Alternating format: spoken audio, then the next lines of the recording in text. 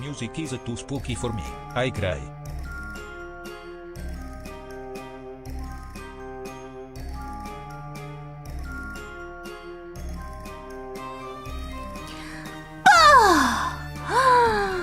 Hello guys, buongiorno. I'm Capo Miyo, your virtual Mafia Boss. You hear an echo? Do you hear echo? Is everything okay? Guys, hello. I am trying a new streaming method and I hope it doesn't fail. Did I jump scare? You echo here? What echo? What kind of echo are you hearing? Are you hearing audio echo? No echo? Okay, maybe you have your stream open twice then. There is no echo. You lied to me. You lied to me. How dare you lie to me? The audio, you probably have another version of my stream open. It happened to some of you before where you had like, you did, of course you did. Gosh dang it. Hello guys, hello. How you guys doing today? So I'm trying something new, kind of nervous. I'm streaming 2 times from my internet. I have ditched restream because apparently that was giving me issues and I'm having 2 different computers from my computer. This means probably I cannot play online when I do this, but at least I can do this. So it's just a chatting stream with the story, so it should be fine. Hello guys, hello Sullivan, hello Francesco, hello Sander, hello Squiff, hello The Passaggio, hello Olaf, hello Magical, hello Bimi, hello Rodan, hello Arthur, of course. How could you? Hello Backwolf, hello Bimi, hello Kay, hello. Should still be fine depending on your bitrate. I think it's okay. Well, we'll see, but right now we don't have any online games. By the way, I made a schedule already for this week, but I think I will show you after the stream is done because yeah, oh my god, it's like I'm streaming for the first time. It's so weird. It's so weird. You have no, for you it's nothing changing, but for me it's like so much going on. Hello Plasma, hello Beba, hello Fabrizio, hello Cannibalistas, hello Metal Bastion, hello James, hello Slick Devil. How you guys doing? Today we are reading your spooky stories, and I will be telling you about mine as well. I don't know if I should tell you my stories first, or I should go with yours and then my disguise. I'm disguised as a bitch. Welcome. Yes, I have a fake witch costume. I just put a hat on and then I have like cursed eye. I put up one of those. It hurt my eye a bit. Welcome. I put one of those thingies, like the, what's it called? Tokyo Ghoul shit. I got one of those eyes. I'm tuny today. We are tuny. Hello, Mo. Hello. We are very tuny today. Thank you, Zachary. Thank you so much. You forgot about you. Oh, no, Isaac. I believe I said your name. Maybe you didn't hear me. But hello. Hello, Pandino. Hello, guys. How are you guys doing on this fine Tuesday? Are you feeling this spooky? Are you feeling this spooky? Yellow eyes away, huh? I scared you. Oh no. Hello, Molly Dream. Shitty Kappa doesn't exist. She can't hear you.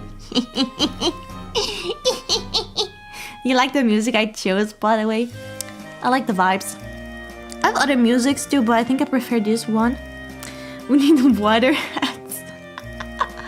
Needs to be bigger. You think? I didn't want it to be too big. It's already covering chat a little bit. I only have like that little window for the chat because in the thing it's gonna be like this story. I feel the spooky so much I don't react to jump scares anymore. You're drinking scary monster drink. But the monster? You mean energy monster? I don't like a monster energy. You had a Latin test. Latin test. Oh my god, I never studied Latin in school. I somehow managed to like avoid it. I managed to avoid it by changing school, I guess. Weird. Hello, Darsadov. Hello, Samuel. Hello. You descended. Well, you know what? After 16 hours of horror and struggling with OBS and restream and YouTube, like the past few days, I feel like I'm also like, the horror isn't quite hitting as it used to be. I feel like I'm slowly becoming stronger to horror stuff. The energy drink, but scary. Did you draw a scary face on it? I don't like energy drinks. Aloha, hello Bat Wolf. You wanna go to bed? Oh shit, work time? You're still at work? Or you're not? Oh, it's a short day at work. Go to bed, get comfy. Put yourself under some blankie. Alien isolation would be easy. Fuck no. It would still be hard. I don't like alien isolation. You're getting out of school. I hope you have a good trip back home. The real horror is that YouTube. Yeah. Hello, Rodan, by the way. Thank you, Zachary. Traumatized me. I need therapy from the spooky. Weak. Hello, Crazy Horse. Okay, guys. I think I'll start with your stories first. We have a few. I don't know if you guys have submitted your story.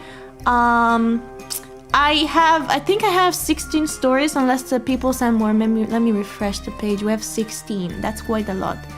We have 16 stories.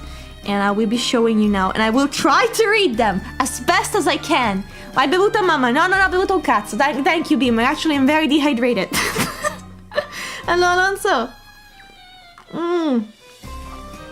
You guys stay hydrated too, huh? Stay hydrated too. That's actually quite a lot. It is. I'm quite surprised. A lot of you are traumatized. A lot of you have scary stories. I drank. I'm also very happy because I went outside with my new shoes today for like 10 minutes walk by myself through the village, and I got some like good air into my lungs and I feel very good. Hopefully my cough doesn't come back later. Maybe if I talk a lot it comes back. Hello, loco! It is the spooky stream! Traumatized as fuck. I'm hoping for a special guest here. I have no idea if she'll come here. We'll see. Special guest? Bunny? Mine is very spoopy. I feel embarrassed by my one story. Why are you embarrassed? Call my story The Legend of Pete's Apple Pizza Lovers. Okay, guys. What did you change for the streaming? Okay, let me tell you about that. So before I used Restream, which is an application that lets you stream stuff for free, up to 2 streams, and then you pay. And it's not complicated, it's very easy. What I'm doing now, it's a bit more complicated because I'm using my whole internet to do 2 streams with like half of the power basically, which is the same as before. Nothing changed much on that sector, but I have like, it's like I'm using a program that's called Vertical that is made to stream vertically, but you can also stream not vertically. You can also stream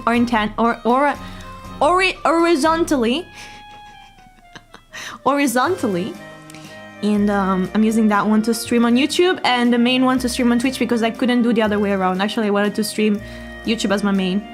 Do you disguise yourself in real life? No. Why do I have to disguise myself? Oh, you mean like for Halloween? No, I don't celebrate Halloween in real life. Horizontally. Yeah, the afternoon walk. Yeah, it's really nice. It's really, the air is very nice. Sometimes like in my village I can smell the smell of burnt leaves and it's quite nice, but I'm pretty sure it's illegal. But it's very nice, so it's okay. I love the smell of like a bonfire. Like when people like, you know, farmers, sometimes they like burn the leaves with a nice bonfire and it smells so nice. I love it. It's like the best. It's like my favorite part of fall. It's just the smell in the air. Or when people roast chestnuts and like you can smell the chestnuts. It's very, very nice. I haven't gotten any roasted chestnuts actually this fall so far because I was sick. I kind of want some. It's not legal as long as it's controlled. Yeah, I mean, sometimes. I don't know if they control it very much in my village though. Hello, Lane. How's Spoopy? Roasted chestnuts.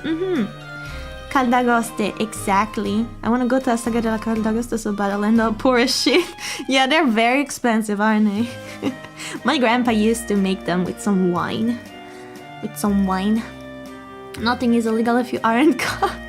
You're right, RPS. I mean, I also did some illegal bonfires before. With wind on, which was very, very dangerous, but I needed to do it. I don't even remember why, but I needed to do it. Hello, Father Henderson. Yeah.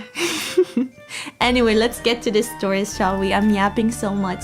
But yeah, I hope the stream don't fail because Restream was giving me a hard time and I don't know if it's still gonna keep happening, but it should be better. Like we are lagging today, right? It depends on where you live, I think. Well, chestnuts are also good. Oh, guys, I have a horror story regarding chestnuts that's very short. Actually, let me tell you about it.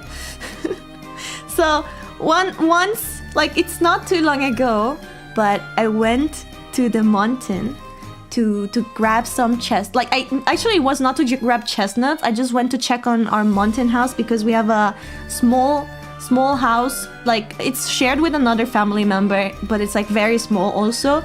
But we went to check on it because we wanted to see the condition it was in. It's so fucking creepy, by the way. Up there, that alone is also creepy. My house is creepy. My secondary house is creepy as well. And it's like this one room with an attic, a kitchen, one bedroom that has 2 beds, like 2 small beds, and an attic. And it smells of old. And there were so many insects inside. If you're scared of insects, you probably would have like been super scared of that place, because there were like spiders all over the place. And yeah, I saw there were chestnuts, so I like went to grab some. And I was like, oh, sweet, I'm gonna cook them. When I get home, I can like roast them in the oven. Thank you, Zachary. Thank you. Can I go live there? I can sell it to you for 5,000 euros. I think it's not worth much. It's literally worth nothing. Like, maybe it's very, very small and it's like very isolated. There's no internet there, so have fun. It's literally in culo, absolutely in culo. Anyway, oh my god, I'm starting to fucking sell business. Anyways, I was looking for chestnuts because I saw them on the ground, and like I was breaking my fingers trying to, like, you know, the chestnuts have like the spikes, and so you have to open them. And I like removed some of them. Some of them were ugly as shit, but some of them were good. And I got like a big bag, and I was so proud. Is it lagging? No, don't tell me. I think it's just connection though. I think we're fine. Was it? Refresh, fellas. A bit of lag. Is it bad? I think it's my internet this time. It's just small lag. Okay, I think that's my internet. Anyways, I got a big bounty of chestnuts and I was so happy with it.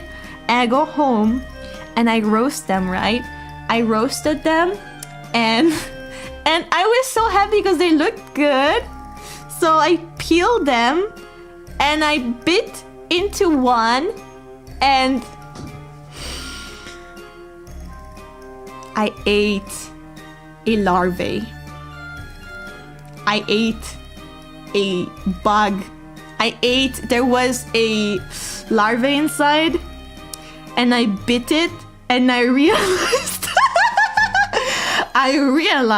that I ate it way later, and I was terrified, and that was the first chestnut I even had, like the first one. Classic. Protein. I was terrified.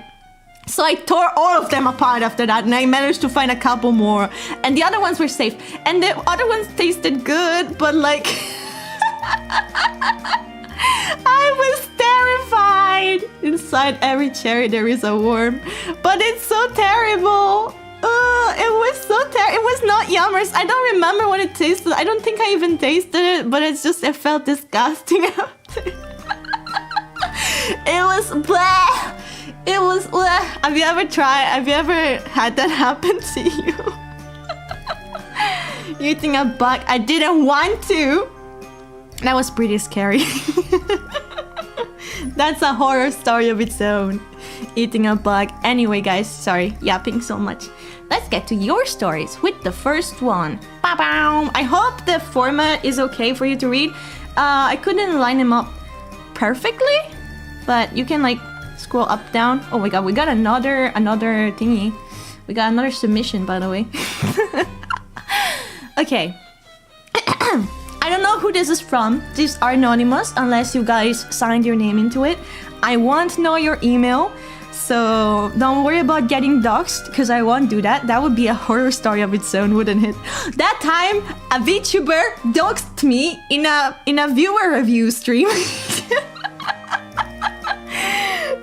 Imagine getting doxed by a VTuber of all people. You ate a black ant by accident. Ew! Wait, but aren't ants very small? How can you eat one? It's like, how can you even feel the taste? Because it's so small. You bit into a fig that I took from a tree and bit into and almost ate a hornet. I feel the... it chills. That's the scariest thing ever. Imagine if it bites you. It's not yummy. Hello, meme lord. Hello. Okay, let me read this one. Okay, so once me and a couple of friends broke into the school at night. Well, not really break in, because every Friday our school would have a youth group. What is a youth group? But anyway, me and my friends wanted to go to the science lab because why not? So we did. Anyway, we had maid, and for some reason, none of us thought that maybe the school would have security guard. So as soon as we got up the stairs, we were found out, and from a distance we heard a "Hey, what are you doing?" And immediately bolted down the stairs, and only to find that one of the youth leaders already knew we were there. So everyone got in trouble except for me because I was waiting on the stair. So after everyone left, I just snuck out there and no one ever knew. I had a bit of a moment figuring out. Oh god, this is definitely like, it's not super scary of a situation to be in, but I can't imagine like the tension when you're doing something that you're not supposed to do and then you get caught. Like, have you ever done that? I kind of did. One of the things that I like did that I think I'm gonna tell you about later, or should I tell you now since we're on topic? I guess I should tell you now. So it happened to me that there is like a old abandoned tower in my place, like not really my village, but like close by to my village. Like it's a walking wall. Like I can walk there like 20 minutes. It's outside, but it's like 20 minutes or something, and it's like abandoned. And when I used to walk by it, my uncle used to tell me that there was a witch living inside, up the way, confined into the tower, because it was like one of those watchtowers. Because in Italy, like every now and then you can find like towers, castles that have been abandoned or something. You like witch, Capo? Anyways, years later, I went to with friends, and we decided to sneak in because from the tower, like we wanted to just see if we could get inside the tower, but it was night because we didn't want to get caught, because technically the tower had been sold. It was abandoned, but it had been sold, and there were like spikes and something that would tell you not to enter, but we still managed to sneak in, and we almost made it to the door, and then we saw a light, and for whatever reason, the guard, they were like guards, because like that place also brought to a villa of someone. So the guards, for whatever reason, happened to like go all the way up there, and I was with other kids, and I was like a bit behind, and I ran away, and I believe 2 of the kids that were with us got caught. And they were like interrogated. They were interrogated or something. I don't know, because they were like seniors, and I was just following behind because we thought it was cool. And that was also very scary. But I didn't get in trouble. I think I passed by the tower like in the future to like look at it, and they didn't snitch. No, because like we were basically like following. They didn't know. Like I was like, you know, and I believe like one of the guys was like the brother of my best friend, and he didn't snitch on the sister. Of course, he didn't snitch on me either. So we were just following along. But then after every time I passed by, because I still happen to pass by the tower, I always think about that, and I always think of what could be inside, because it's been sold, but they never did anything with it. To this day, it remains like that. So creepy. I wonder if there really was a witch inside. Probably not, but could be. Evening, Hamza. Welcome. What could I say? I've always liked long hair and fluffy ears. I also have a werewolf werewolf costume also has like long hair. What did I do? Oh no, spoiler! What the fuck? Spoiler! I clicked away. Spoiler. Next story. Let's see what we have. This is from Choi Taps. Thank God I'm not the only one with breaking somewhere. No, I've broken some places in the past. One time even with my mom. This is a true story that happened a few years ago. Wait, did I have a spookier music? This is a true story that happened a few years ago. I forget the exact date, but there used to be a time where I would hear noises from outside very late at night. Oh, I live in an apartment on the second floor and my bedroom window has a clear view of the communal bins. Every night I would hear the sound of the bins being rummaged. At first, I thought it was just a stray animal trying to find food, but the lids of the bins were quite heavy. So one night, I figured I should take a peek outside my window to see what was happening. This took place around 2 a.m. Oh no! Dude, I'm never opening my window at 2 a.m. It's so scary. If I hear stuff, nah, I'm just hiding, man. I got out of bed and pulled back my curtain a little to get a look. I was immediately met with a tall silhouette. Shrouded in a black coat, whoever this man was, he was looking right at me from below. His eyes glared in the night like cat's eyes. I dipped out of view and closed the curtains. I was a little spooked but thought nothing of it the next morning. Could it have been like a homeless person rummaging through the trash? I mean, that can happen, but... That was until the next night. I was struggling to get some sleep because of how hot it was. It was around 3 a.m. and I noticed I hadn't heard any rummaging going through outside. I figured that the guy maybe left and didn't want to get caught or something. Suddenly, I heard my front door handle rattle. Someone was trying to break into my apartment! I kept rattling for a few minutes. I was frozen in bed, wondering what to do. Dude, call the police! Call the police! Ah! The door stopped rattling. I wasn't able to get a sleep that night. The scariest part to all of this is that a few weeks later, there was a local news story in our newspaper that a man had been caught with murder charges! People in my area have been seeing some guy in a dark coat at night who would try to break into people's apartment and murder them in their sleep. For obvious reason, I can't tell you where this all took place, but this has stayed with me since then. I even made a short film for a university assignment about this story, but changed some of the details around. I hope you enjoyed this story and remember to lock your doors. That was a very good one. Oh my god. That was very good. It was like a book. Oh my goodness. That's so fucking creepy though.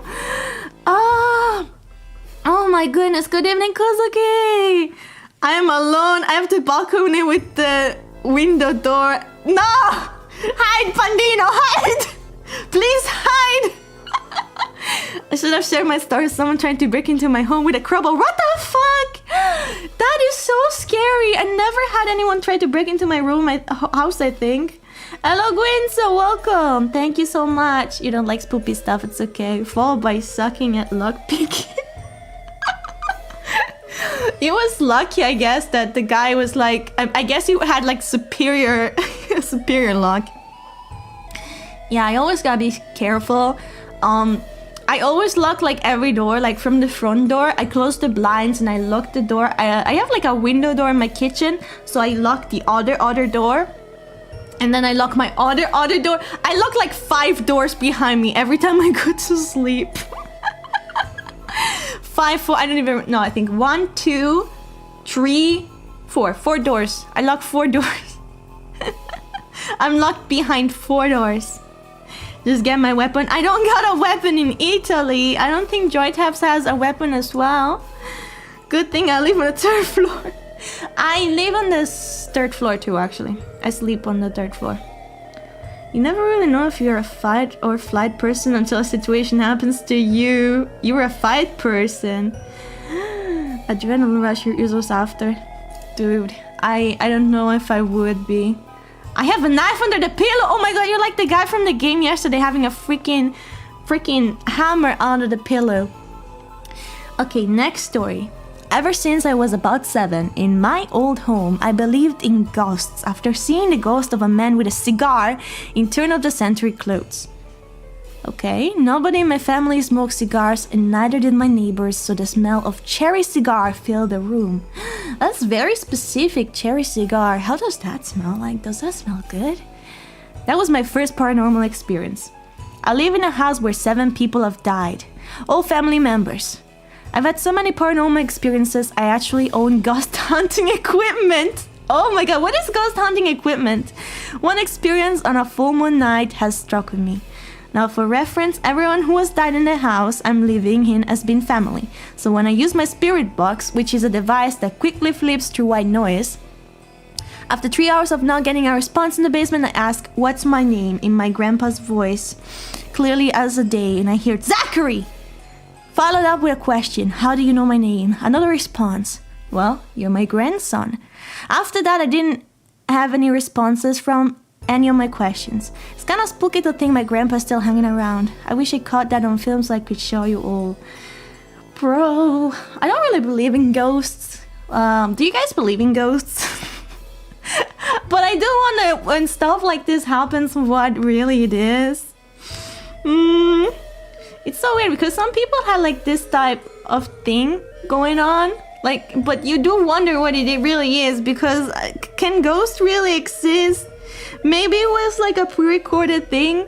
Maybe you got like scammed. I got mixed up on them. I mean, I also live in a place where people have died, not murdered, but I know an old lady like died in the room I live because my mom told me. And I don't know how my mom knows actually. I did not ask.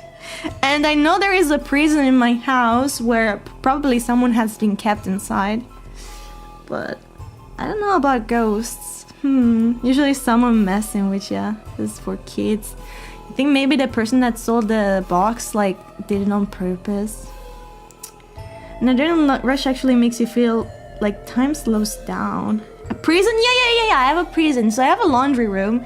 And the laundry room is at the last floor of my house. It's basically in the attic.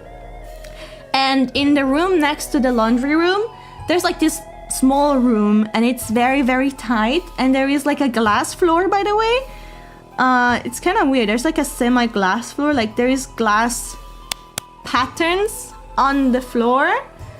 There is a huge, there's like huge bars on the window, which is a huge window that like, it's a person-sized window.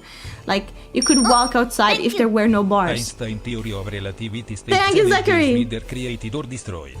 Our bodies may fade, but the energy we took up can't be destroyed. You submitted some stars. Will you still read them? Maybe. We have like, yeah, a lot of people submitted them. Still. If we have time. But yeah, there is this huge freaking bars on the window, and then on the other side there is like a small window that looks inside the laundry room that also has bar in it, and that's about it. That's the whole room. I killed a huge wasp in there once.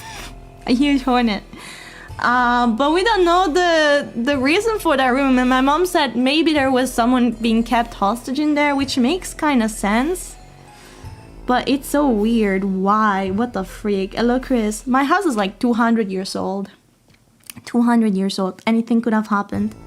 There was a woman who was sure that God was talking to her for weeks. It was raccoons banging in her attic. Ah, yes, God. Ah, yes, God. The mighty God of the attic. I wonder what she heard. My goodness. Okay, let's see. Next story. What do we get? Hi, my name is Maxim, aka Pandino. Pandino, you're still in the chat. This will not be a long or too scary story, but it freaked me out. Before I moved out from an old house, some things happened. It was a normal day. I did everyday things, and then I came out of the shower. I became to dry myself, and I heard some knocks on the bathroom door. I simply assumed it was my mom, and I calmly said in Italian, "Mom, I'm drying myself." The knock stopped for some minutes, but then, as I was about to dress, the door began to shake. And it was obvious that someone or something was dedicated to enter. I was holding the door as hard as I could, but it almost opened anyways. The handle began to shake a lot. I yelled, "Mamma smettila! Mom, stop!" But then my mom yelled from the kitchen, "What? Cosa?" I explained to her what happened, and then she was calming. The shaking stopped. After explaining all to my mom, she obviously didn't believe me. I know it's not so scary, but the 13-year-old in me was freaked out. Sometimes it happens that my door just pops open, but now I don't mind much. Could it be like something in the walls? Like rats? Imagine! Hello, John. Welcome. What? Yamada, hi. Oh. Must have been the wind. Hello, board. Super last minute. We'll see if we'll get to that. 200 years old, no matter your connection after lags. Yeah, no, my internet situation is like handled like shit. Fucking raccoons. It's the raccoons inside the wall. Could be something inside the wall for real though. It could be like termiti. I don't know the name in English, but like those bugs that go inside the wood. I don't know, maybe something. I've experienced with, I mean, I have them too, but I didn't have them inside my house, luckily. Termites. Oh, termites, okay. Could it be like termites maybe that like made the door weak? So whatever, for whatever reason, sometimes it opens. That's so creepy. I would definitely mind if the door, especially in the bathroom, like, what the fuck? If like I'm taking a shower and the bathroom door just opens like that, I'm like, what the fuck? I would be like, no, I don't want to live there, man. Old houses always have very, thick, you're right. It's the, I struggle to get my internet up here. Drink for your throat all this stuff. I already drank. Thank you so much, though. The ghost is a peeping Tom. A seagull reminds me of the Yoda Lipson thing. Seagull. Pete on the door to show dominance. No, wait, there was another story. Sorry, you submitted too. Now the second story. This will be a lot shorter, but still gives chills. It was some months ago. It happened one morning when I woke up to a strange sound. A fucking seagull was fucking yelling, "Help! Help! Help!" At 5:15 a.m. I go to school early that morning. A fucking seagull. Maybe you like it sounded like help, like those dogs that sound like they're fucking saying hello, hello, hello, hello. You know? Hello, Sir Pumpkin. Hello, hello. You can't see the story on screen. Oops, I'm like, yeah, I'm very bad at scrolling. You can read it. It was clear. Hello, hello. How would a seagull even say help? How does a seagull sound like?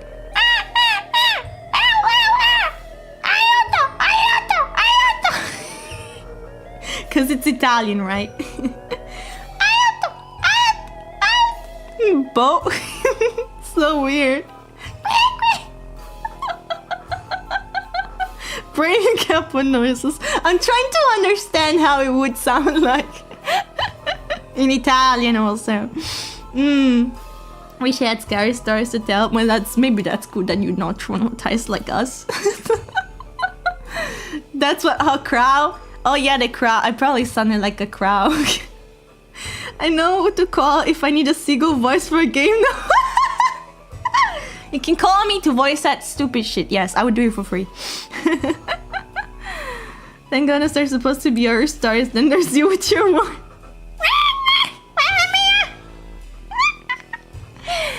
Okay, from Spreads.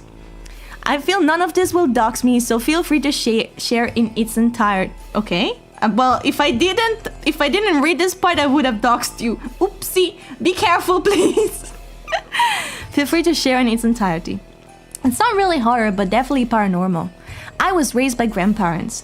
I was 12 at the time of this. Our last house in New York was quite large and with a basement room that was my grandfather's man cave. Ooh, I've heard of those, the man caves. That sounds nice. I wanna have a man cave too, where like I have all my stuff, but then it's more of a Capo cave because I'm not a man. I wanna have a Capo cave. When he was home, he would go there to spend almost all of his free time. He locked the door, so it required knocking to get his approval to enter. He listened to his music, probably sang to it, maybe watched TV, and always drank. That sounds like a good time. He had built his own bar down there. Yes, I did sneak down sometimes to taste what was so special about what was there. Did you drink some alcohol when you were like 13, 12? Oh my god, that's illegal. You're not a man? Oh my god. Sorry, I can be a man for you if you want. Was living in my hometown, I would leave a parrot in a cage in front yard during the day. Oh my goodness. Anyways, sorry, I got freaking listen. I didn't. Oh wait. Oh yeah, I didn't realize until much later that he was a functional alcoholic. And this is what ended his life shortly after retirement. That got fucking dark. The family plan was moving to a new state after he retired and I finished school before the summer break. He collapsed in the house, which turned out to be from having a destroyed liver, and passed away within a week at the hospital. My grandmother proceeded with the plans to move to a new state. A close family friend would go to the empty New York home to check on things and would hear singing in the basement. As soon as they started opening the door, the singing would stop. This happened a few times. The last time he heard the singing, he didn't try to enter. Instead, he yelled at the door, "Hugh, your wife and grandson have moved and are safe!" The singing stopped and he never heard it again when checking the house before it was sold. What? Really? Sure did not enough to feel an effect. Oh my god, very strong. That's so creepy though. What the fuck? I wonder what it was in this case. Or maybe your friend was fucking with you. Maybe your friend was fucking with you. Wait, how do you say the name Hugh? Is it Hugh? Hook. Hook. Hook. I think it's Hugh, right? Hugh. Hugh. In Italian, it would probably be Ugo. Ugo. Correct pronunciation? Okay, thank you. I'm so goated. Man, I do wonder if it was a prank. That's really cool though. That's really, really cool. The story was really nice. I wonder what he was singing. Can you imagine? What could he be singing? What was his favorite song? Do you think he was singing his favorite? Oh, this one is big. Oh, my story wasn't embarrassing. I don't think he was, but I don't know because I haven't sneak peeked. I haven't sneaked peeked, so I'm not sure. Hello, QWERTY! In the middle of Mississippi, an old truss bridge spans the Chunky River. Designated a Mississippi landmark and listed on the National Register of Historic Places. Today, the bridge is unsafe for vehicles and the road to it is closed. This sounds like an article. Though people may still walk to and view Stucky's Bridge. However, those searches for the bridge at night may encounter the ghost of old man Stucky. Oh my god, this is a story you've heard? From 1890 to 1892, the Dalton Gang was a group of outlaws in the American Old West. It was also known as the Dalton Brothers because 4 of its members were brothers. The gang specialized in bank and train robberies. As the gang fled across America, the Dalton Gang passed through Mississippi in the late 18,000. A member of the gang who was not one of the Dalton brothers stayed behind to lay low. Dude, isn't there a cartoon on the Dalton brothers? Oh my goodness. I never heard of the real story though. It was only known by Stucky, and he managed to avoid being caught by law officials. After some time passed... Wait, can you guys see this? Oh my goodness, you can't. Sorry, it's so long. Sorry. You're okay, Shadow? Oh my goodness. Anyway, sorry. Stucky managed to avoid being caught by law officials. After some time passed, he established hotel banks at the Chunky River. As the sun set, he would stand on the bridge above the river with his lantern. When he would see exhausted travelers in boat passing below, he would call out for them to stop, offering them a room for the night, hot meal, and a comfortable bed. To mug them? To mug them? But Stucky still craved the excitement and thrill of being a member of the Dalton Gang. Once the guests had drift off to sleep, Stucky would murder them in their bed, stealing their belongings. I knew it! They mugged them and murdered them. Alright, don't worry about it. It is not known when Stucky claimed his first victim or how long he ran the inn, but it is believed he killed more than 20 victims before he was caught by the local sheriff. It was shown in the court documents it would, after killing and robbing the victims, bury them on the banks of the Chunky River. After being found guilty during the trial, an angry mob carried Stucky out of the small local courthouse and hung him from the bridge next to his inn. His body swung for 5 days over the Chunky River before the noose was cut and his body dropped into the water. That's disgusting! That's disgusting! Oh my goodness! The Tusk Bridge is still there today, but his soul is still thought to roam, bitter and angry, at having been subjected to the same fate of his victims. Over the years, visitors of Stucky's Bridge at night have claimed to see and hear many things. A loud splash that sounds like murderous body dropping into the river after being cut from his nose.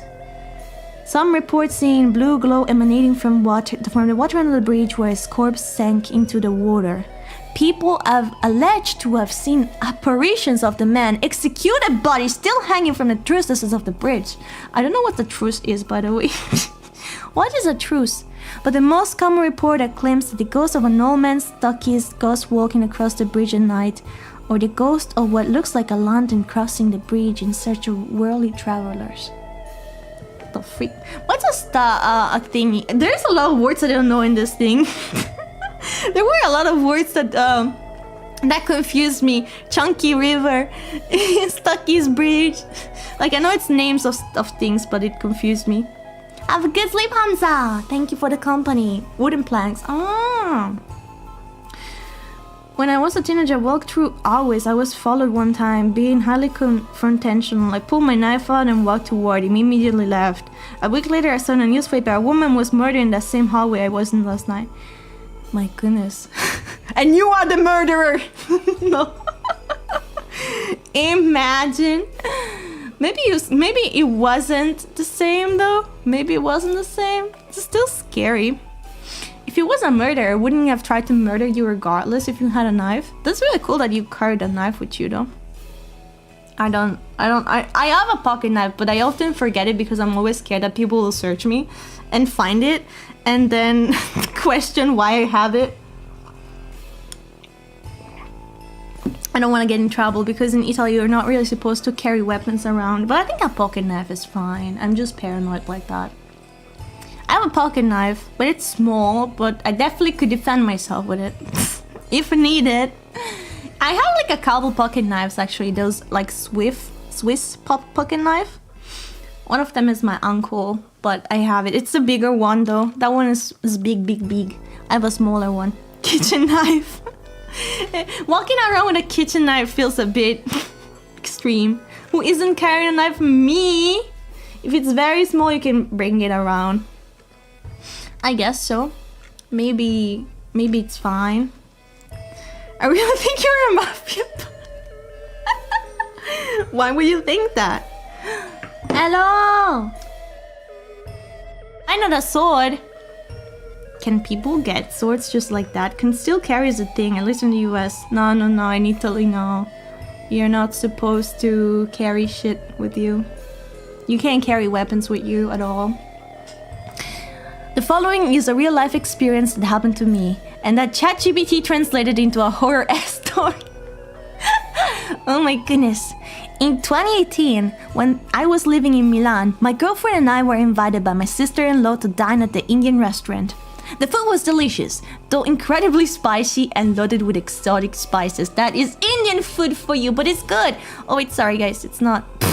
It's not scented properly. My bad. Please don't worry about that. Just focus on my voice. It's fine. You don't have to read. Hello, Ernie.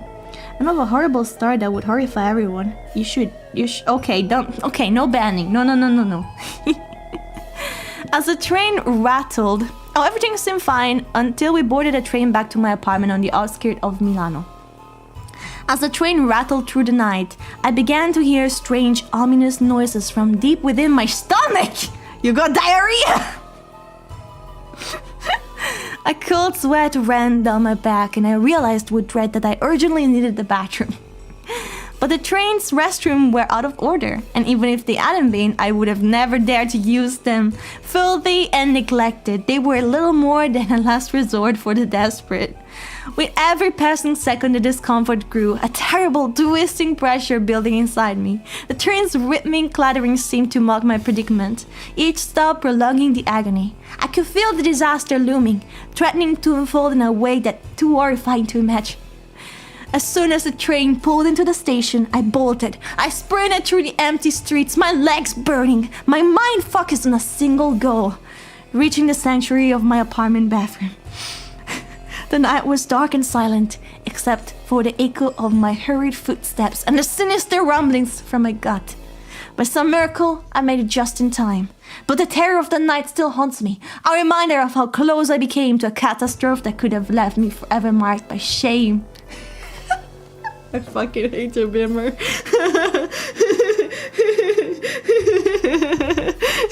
You managed shitting yourself into the horror story.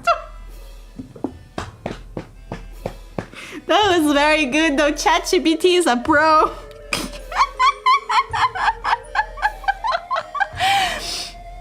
If this kind of a spooky story would have posted like a bajillion of them. I mean, who hasn't had a story of like almost pooping themselves? Not me, because I don't poop, but like, who hasn't had that happen to me, to them? This is how Indian food almost made me shit my pants.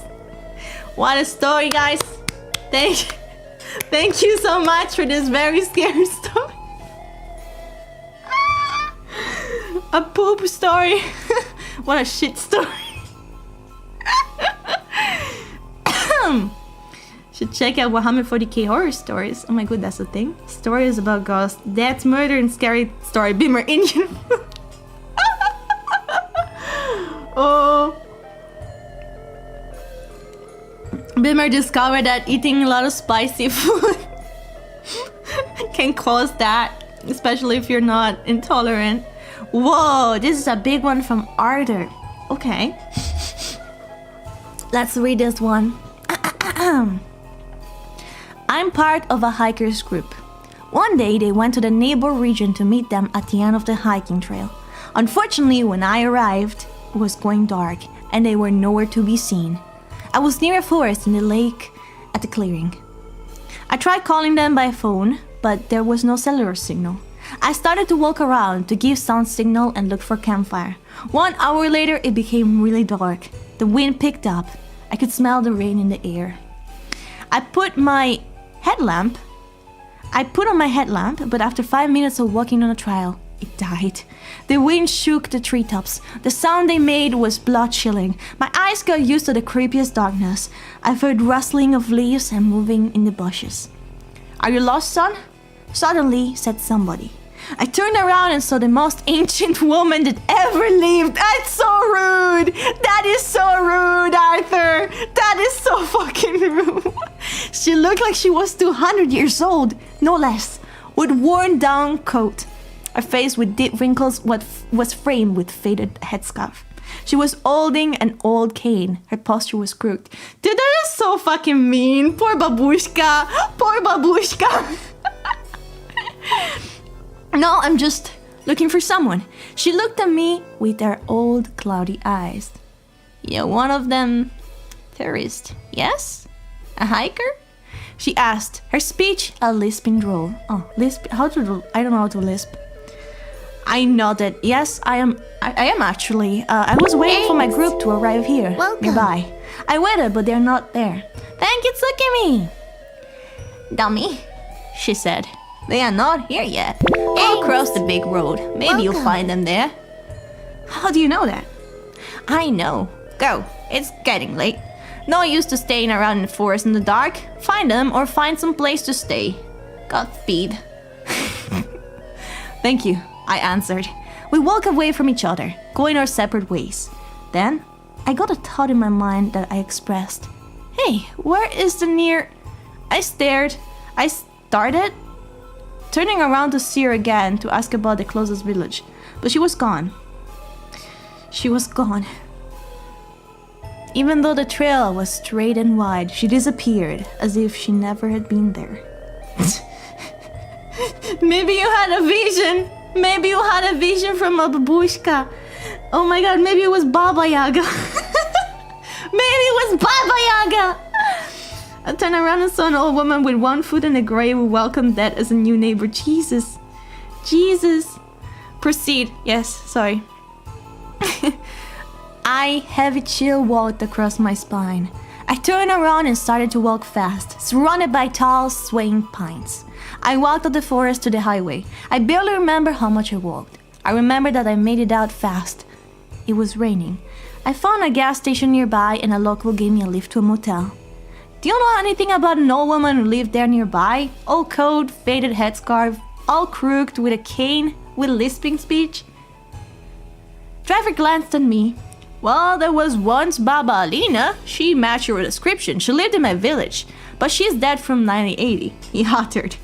There were rumors that she was a witch. Never lived with anyone, walked all around this area. People who crossed their way in a bad manner could get sick with rare diseases. Strange, scary woman. She was. But I saw her, I replied. Maybe, he nodded. Strange things happen in these places. People get lost, compasses go crazy, animals act weird. Mysterious lights in the sky and above the lake too. Maybe you could have seen her soul walking around here, finding your hikers and get out of here first thing in the morning. Oh wait, what? Oh, find your hikers and get out of here first thing in the morning. Can't read. I nodded. For the rest of the road we were silent. He left me at the motel where I took shower and slept a surprisingly good deep sleep. At the morning I made a call to the group, managed to find them and we left together. But the image of that woman still lingers in my mind. What if she really was a witch? What if I saw a ghost? Who knows? The world we live is vast and full of wonders and horrors alike. I butchered it, but that was... maybe it was another old woman. Maybe... I don't know. It's very weird. Wait, what? Am I not live? Why can I read the stars? I want to write Skibidi. You could until this live. Ask the moderator or check... Oh, okay. Sorry, I was a bit behind. We are live, right? That was really good. Yeah. I butchered it a little bit, but it was nice. I like that you included, like... the conversation you've had too with the old women. You had to translate it also. Since it was in Russian, right? Nothing happened on your hand? Okay. No. Yeah, I was confused because you was asking... I was half reading the Twitch chat. I got confused. Also, I'm paranoid that the stream could end.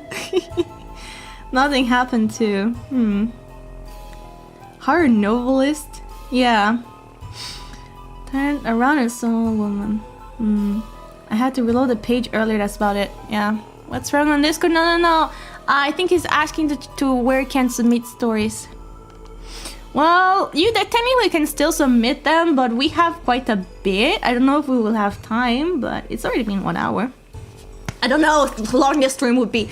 I kind of want to stream a lot, but I have PTSD of streaming a lot because, you know, my streams have been ending after 5 hours. We have ASMR tomorrow. I recommended a game in the Discord, but forgot to mention you wasn't sure you saw it. I don't know. I'll take a look. But I have a lot of games that I want to play, so maybe I won't play any recommendations lately. Starting from summer camp, but it doesn't make sense in English. Oh, that's okay. I can't read it in Italian. Only English. Was my first and last time walking in the forest that late. Yeah. It happened to me too. I have a similar story of getting lost in the woods that I told before, but I'll tell you at the end of this stream. This was during my summer program in Japan on the second last day. Is this from Ernie? I don't know anyone else that has been, maybe. Is this you, Ernie? Pose slightly in front of the torii, walk on the side of the path, find a chuzuya for rinsing, hold the ladle vertically to let the remaining water trickle down, then to the praying.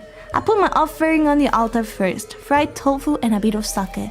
I bow again, throw the 5 yen coin, ring the bell, clap twice, think about my prayer, bow twice, and just as I'm about to leave, I bow deeply again. It was a Inari shrine in the Hanazano Jinja, a large shrine compound in the heart of Shinjuku. The Inari Shrine is dedicated to the Inarikami, a Japanese god of foxes, rice, agriculture, prosperity, and success, among other things. I wonder... Well, that was fun. Nothing so strange has happened yet, you would think. Until next morning on the day of my flight. It was a light shower of rain, but the sky was incredibly bright. Normally, most people wouldn't think much of it other than being slightly odd. However, me being me, I recall that one time I read the manga Mushishi. That was a scene that explained the old folks in Japan would call this Kitsune no Yomeiri, or fox wedding. In folklore, it is said that the fox wedding occurs when it rains, even while the sun is shining. I just prayed at an Inari shrine yesterday. Since the phenomena is related to foxes, perhaps this is good luck. Was what I thought. And not too long after that, I'm already back in my home country and it became a passing memory. Until 4 days later. Did you marry a fox, Ernie? Did you marry a fox accidentally? That's intriguing though. Let's keep going. 4 days later, my family decided to have dinner at a Japanese restaurant. It is a little posh and the interior emulates the more traditional kinds of Japanese restaurant with koshitsu, which are secluded rooms for a more private dining experience. There was a long row of koshitsu next to each other, and my family was directed to the one at the very back. Ooh, privacy. I kind of like that. As the sliding door opened, we are greeted with a dark, lacquered table, chopsticks neatly arranged on the table, pretty decorations, and is that a fox mask hanging on the wall? I thought back to the sun shower. The Kitsune no Yomeiri I witnessed on my last day in Japan. Alright, 2 coincidence? Unlikely, but surely that's not impossible, right? I tried not to pay any attention to it and didn't mention this strange coincidence to my family. Dinner was finished and it was like another regular meal. On the drive back home, I thought about the fox mask again, and I felt a little unsettled that it was the 4th day since I returned from Japan. 4 being an unlucky number, because though I can pronounce shi, is similar to shinu, which means death in Japanese. I'm just thinking too much again, I told myself, and as soon as I was already safe at home and sleeping soundly. Okay. You see me on screen but not in the chat.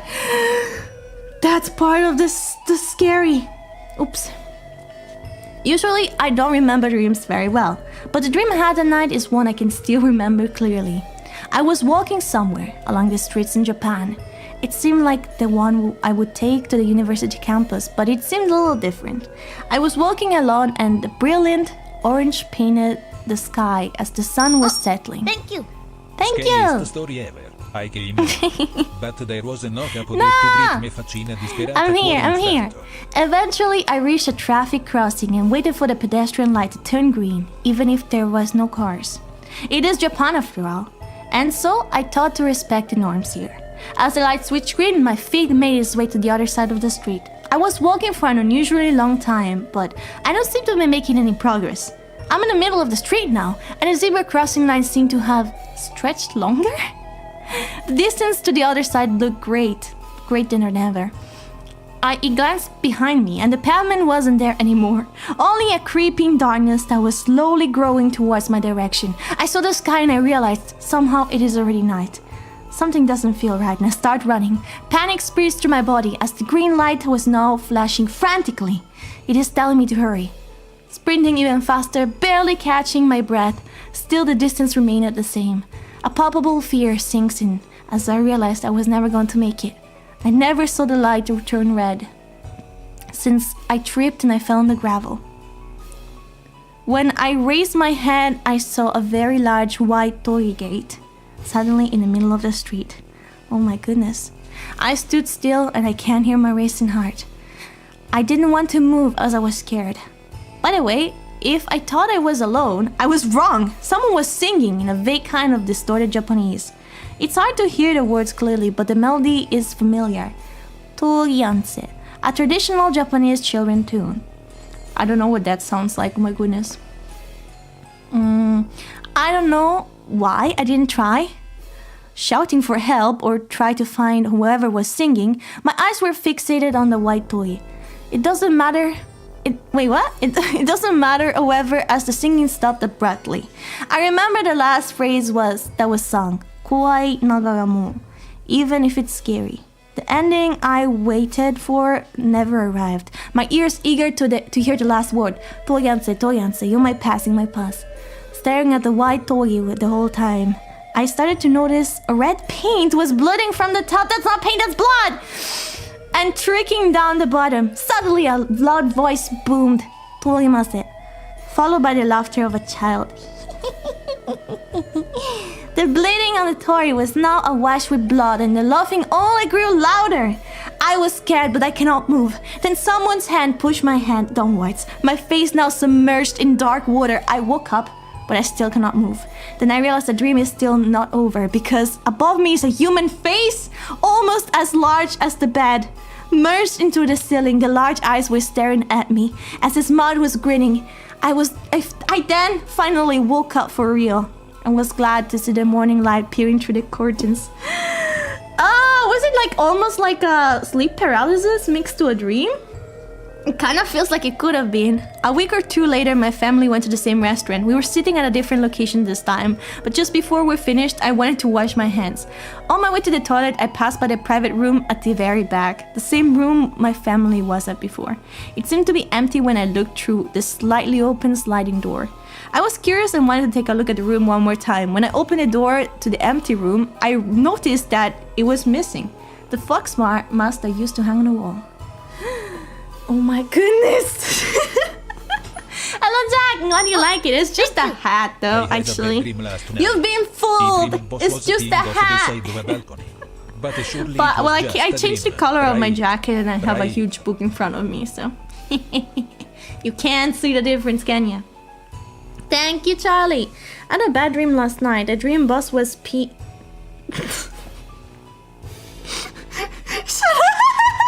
Shut the fuck up!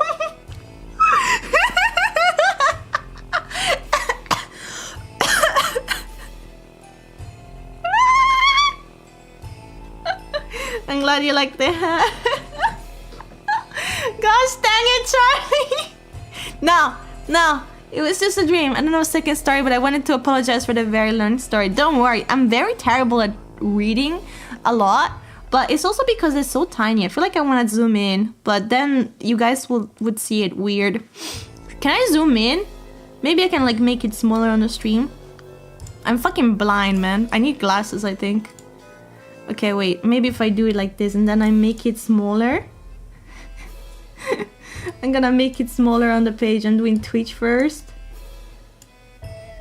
There we go. Did it fix it? I think it's fitting fine. Okay, let me see if I can do it on YouTube as well. Oh no, wait, that was YouTube first. Sorry. I did Twitch first.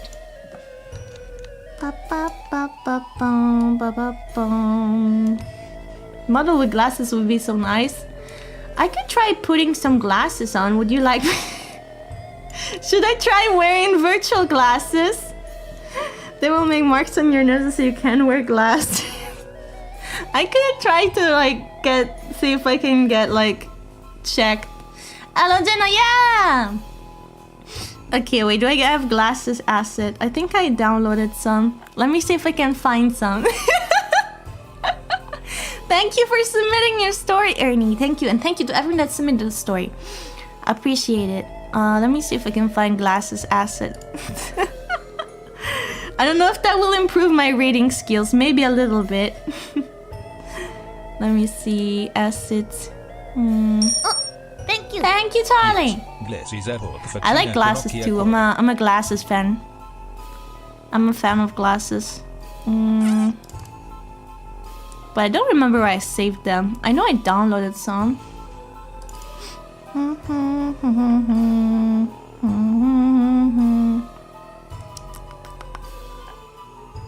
Oh, maybe I don't have them.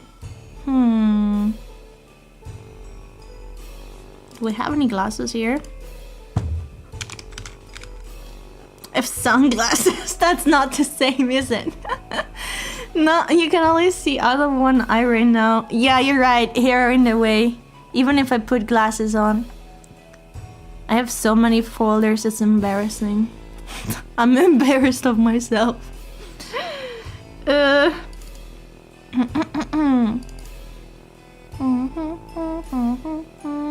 Okay, I can't find them. Sorry. I had them, but unless I don't want like a pack of like acid of glasses, but I don't have them. I can't find them anymore. So weird.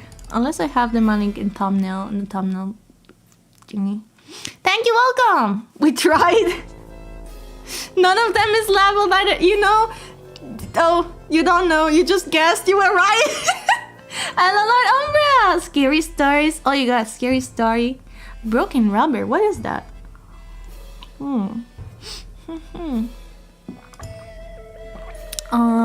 Capo.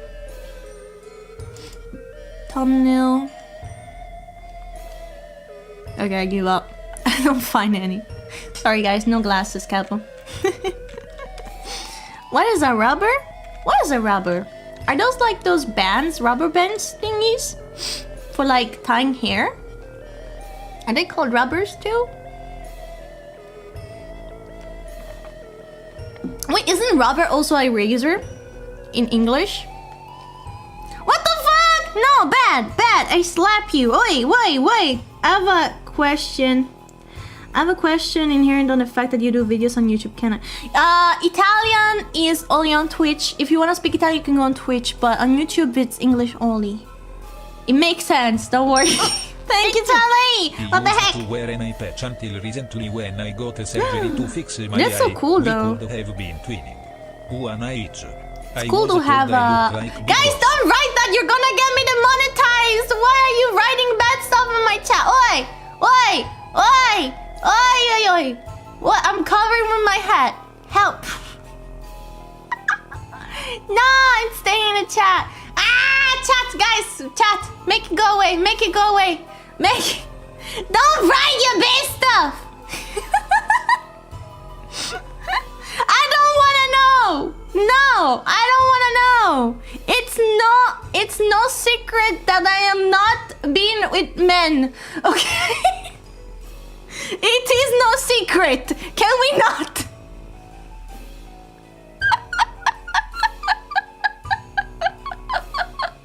I must not speak about this. Poor Capo, I'm fine. I don't wanna be. Don't clip it. Don't clip it. You guys are bad. I'm gonna slap you with this book. I'm gonna slap you with this book.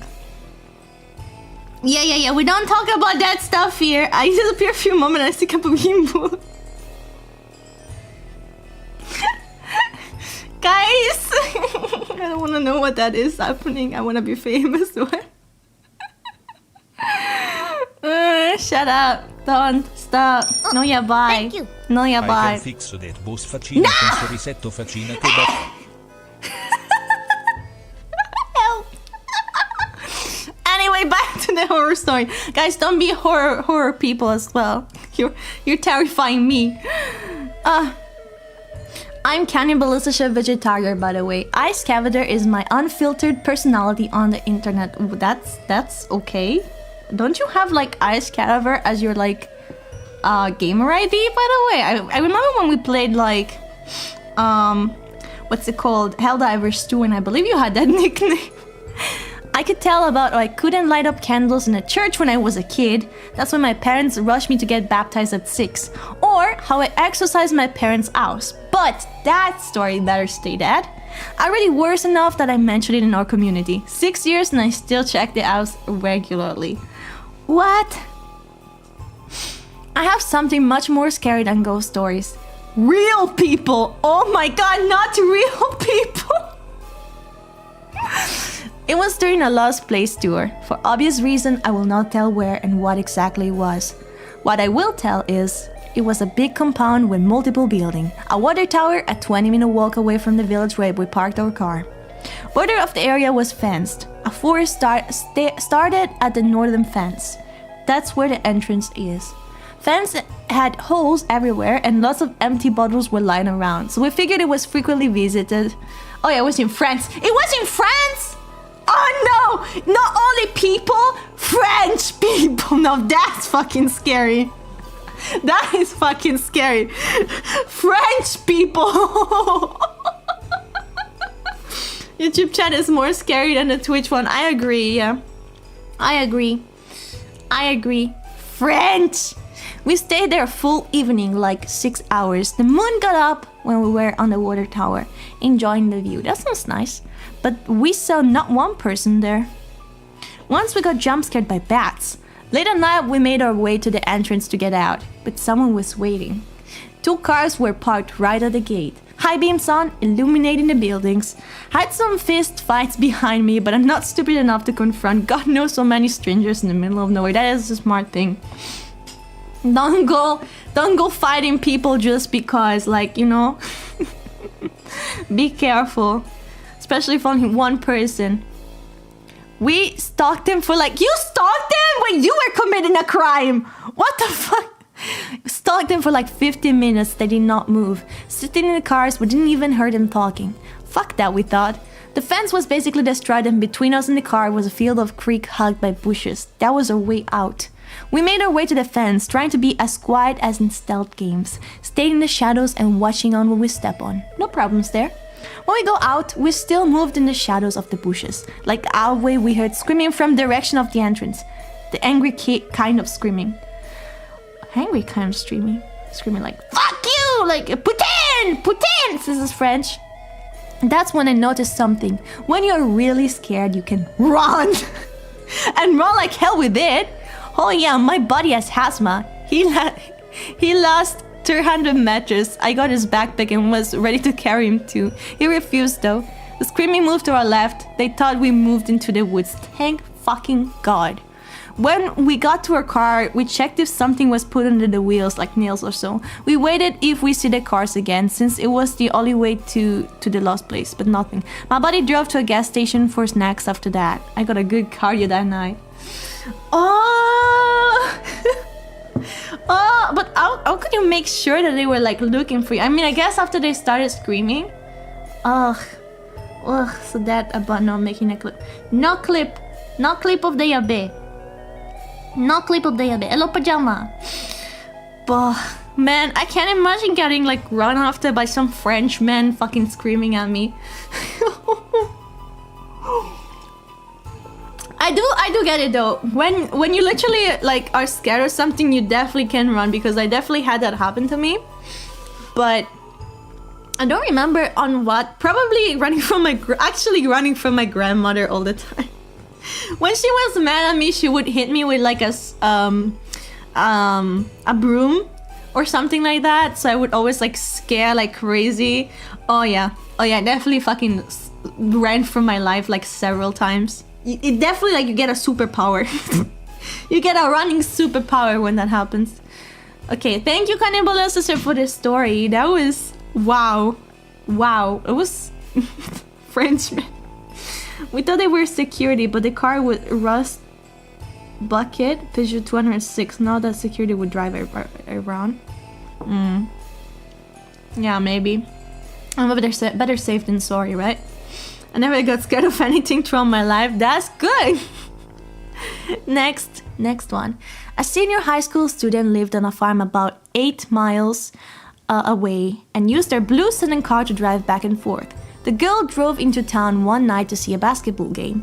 The girl then drove back home after the game, but as she pulled away from the school, she noticed a red pickup truck follow her to the parking lot.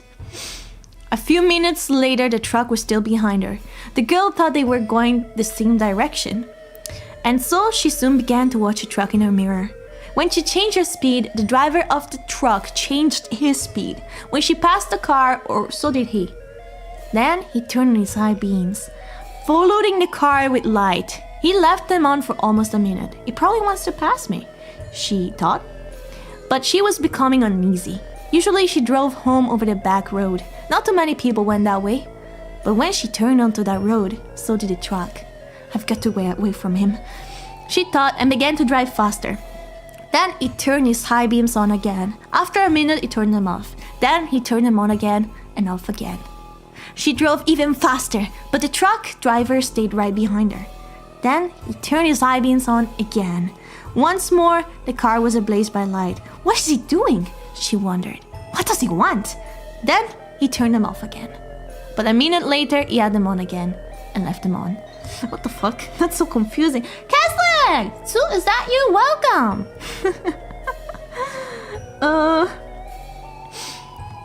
At last, she pulled into her driveway and the truck pulled right behind her. She jumped from the car and to the house. Call the police! She screamed at her father. Out in the driveway, she could see the driver of the truck. He had a gun in his hand. When the police arrived, they started to arrest him, but he pointed to the girl's car. You don't want me, he said. You want him. Crouched behind the driver's seat, there was a man with a knife. As the driver of the truck explained it, the man slipped in the girl's car just before she left for school. He saw it happen, but there was no way he could stop it. He thought about getting into the police, but he was afraid to leave her, so he followed her car. Each time a man in the backseat reached up to power her, the driver of the truck turned on his high beams. Then the man dropped down, afraid that someone might see him. Well, this is clearly not your story, but it's a cool story. Where do you get this story? Man, this is something that happened to someone. Damn, I don't know who wrote this, but damn. You should narrate horror story. Me, I'm not good at it. I'm bad at reading. But it's fun. You heard that before? It's a TV show. Wait, let me blow my nose. Ayo. Yeah, poop. Poop. The paper of the freaking tissue stuck in my mouth. What the fuck?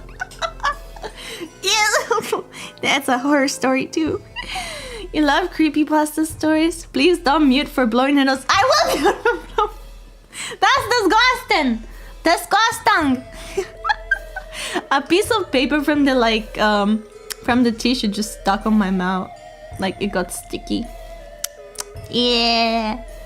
Thankfully it was clean. She will mute when she blows my nose. Yes, I will, because it sounds gross. Next one.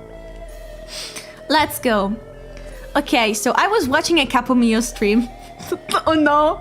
You know, as one does. And I was ending, so I was about to get up and get some more coffee when she did a jump scare on the ending screen. I was so scared I fell back off my chair, hit my head and died. When I woke up, I was one side of a river and there was this guy on a boat who was asking me for money or something. I don't know, but I didn't want to pay him because I probably have to leave a tip and people these days be asking for insane tips. So I turned around and left. The whole place was chained up, but then I saw a hole and crawled through and opened. And when I opened my eyes, I was back to my chair and the stream had ended. I checked my wallet though and I found I lost all my dollar bills, so I think the guy earlier swiped it from me. So the moral of the story is to always check your wallet from time to time, because if I had checked back then, you know, I would have went back to square up for my money. Who wrote this? I want to talk to you. Sullivan, good night. I just want to talk to you. It's a little dirty. What do you mean? How could you die? What do you read? Reddit? No, this is a Google form that I asked you guys to submit to. Your fault for being so scared. Was it you for being Check your money. Check your wallet. Don't forget to check your wallet. Scam Sharon. He got scammed, actually. Who wrote this? I don't know. We shall never know. A Nightmare in Metropolis 2030. What? Oh my god, did you write a story? A few months ago, a 16-year-old girl named Jackie from the neighborhood finished her work and it's late at night and 3 a.m. Metropolis is too foggy, yet it's hard to see, and Jackie needs to find a way to get home safely. So then, a man with a black suit is stalking her. A man held a knife, yet being stalked. Wait, what? Well, Jackie turned around and saw nothing. But then, she thought she wasn't delusional. She tripped and she discovered a dead body, and the blood flows on a rainy, foggy night. Is this written and translated by ChatGPT? I'm so sorry, what's happening? Hello, good morning, ohayo! Foggy night. Jackie's terrified and she said, what is going on? Who did this? Well, she picked up a newspaper, but then it was a serial killer who wore a black suit. Jackie said, was that guy wearing a suit but then he doesn't have a face on it? Until the man with a black suit was right behind her the whole time, and then he said, hello. Jackie is screaming and she's running for her life. She kept running and running, but then she got nowhere to go. But cornered at the end of the street, a man with a black suit said, your time, you are time has come. He held a knife and stabbed her 16 times. Thus, there's no escape on a nightmare in Metropolis. The end. What was really scary was you're written like this.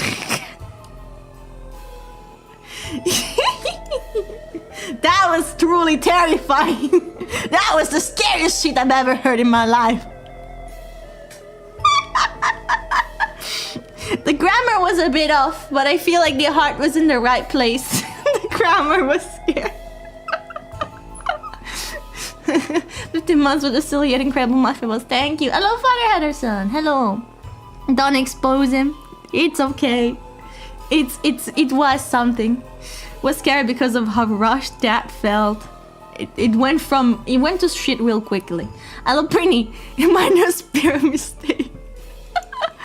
Next one. Oh, there's a big one. Okay, let's see. Oh, there is two. There's two stories. Oh my god, Jumbo Kumbo, Wumbo Combo, Jumbo Wumbo. What am I saying? Jumbo story. Okay, it's paranormal story. It's one my. Okay, wait, hold up. This is a paranormal story. It was when I was around 15 to 16-ish. And the year was 2012 and 2014-ish. I don't remember my age and date exactly, but I remember my story. Back then, I was young, and I'm still young right now, and I didn't believe about paranormal things. I believed it was all just a trick. I kept saying to myself, I don't believe in that kind of things. It's full of tricks, it's not real. So I decided to do a spooky challenges, to do taboo things on a spiritual level, and just prove that I was right. I'm trying to fix it a little bit. First challenge was, I go to an abandoned amusement park alone at 8 p.m. because it's taboo to go outside near dark for safety reasons. On that place, and then I dared the ghost or things in there and yelling and screaming at them. I yelled at the ghost, show yourself, I'm not scared of you. This went on until around 10 p.m. There was a lot of noise happening there, but I was thinking it was just a wind or small creatures moving and making noises, until I heard the giggling of a little girl moving from behind my left side straight to pass me by, with slowly fading away. And there was no little girl there, even if I heard a noise. My mom's calling me. Hold up. I have to tell her I'm still... Oh my god, is she telling me for the alarm? Is she calling me? She always calls me around this time to tell me she put the alarm on. Where was I? Oh no, getting lost in here. There was no little girl inside. I ran straightly outside. I'm making it worse, aren't I? I straight ran outside while trying to convince myself that it was just the wind and my mind was playing tricks on me. But then, just at the entrance of the park, outside of the place, where I thought I was safe, I was breathing heavily, taking breaths. Then I heard a girl say with a low-toned voice, almost whispering cheerfully, saying, "Going back already?" So, clear behind my eyes, I took a look behind me. There was nothing. There was an abandoned amusement park with only leaves, bushes, trees outgrowing the place. My mom is a real horror place. My mom is a horror. Smash shift to run. The second challenge was... I was still not convinced yet. You probably know Ouija, right? You Ouija? Do not try to touch it! What? Why not try to touch it? You can touch the Ouija board. Hello, Gogito. My place has our own very version of Ouija. It's using a board that can be a blank board or with words and numbers on it. But we didn't use the triangle to spell. We use a little voodoo doll like merged with a pen or pencil just to spell the words. Oh my god, that's like a variation of. I didn't know that you could do different things with like Ouija stuff. Ouija, Oja, Ouija. I don't know who invented Ouija board. Maybe we should ask them what it's spelled like. Because Americans also spell stuff weird. Ouija board. The Ouija board. Me and my friends, 4 people total, around midnight, we were curious about this ritual, so we decided to go to the cemetery. Our old folks always tell us kids, when you go to sacred places, scary places, never ever have your mind empty and don't disturb them. Who is them? So we arrived there at our nearest cemetery, and there was the thing. This ritual we call chanting. We hold 4 old voodoo dolls, not too tightly, and we position them right above the board. And we do the chant. It moves, it jerks, and drags my hand around while holding it. I don't believe it because it could be my friends pulling a trick. So we ask something to prove it. What's your name? How old are you? Why did you die? And so on. Then I ask personally, do you know who I am? It answers, Krishna. That's my name. Correct. Did you just dox yourself? I ask another, did we ever met before? Yes. I asked another, are you always following me around? Yes! I asked another, since when? But no answer, no response. At this point, I was thinking that this was my friend spanking me. Then, with curiosity, I asked, where did we meet?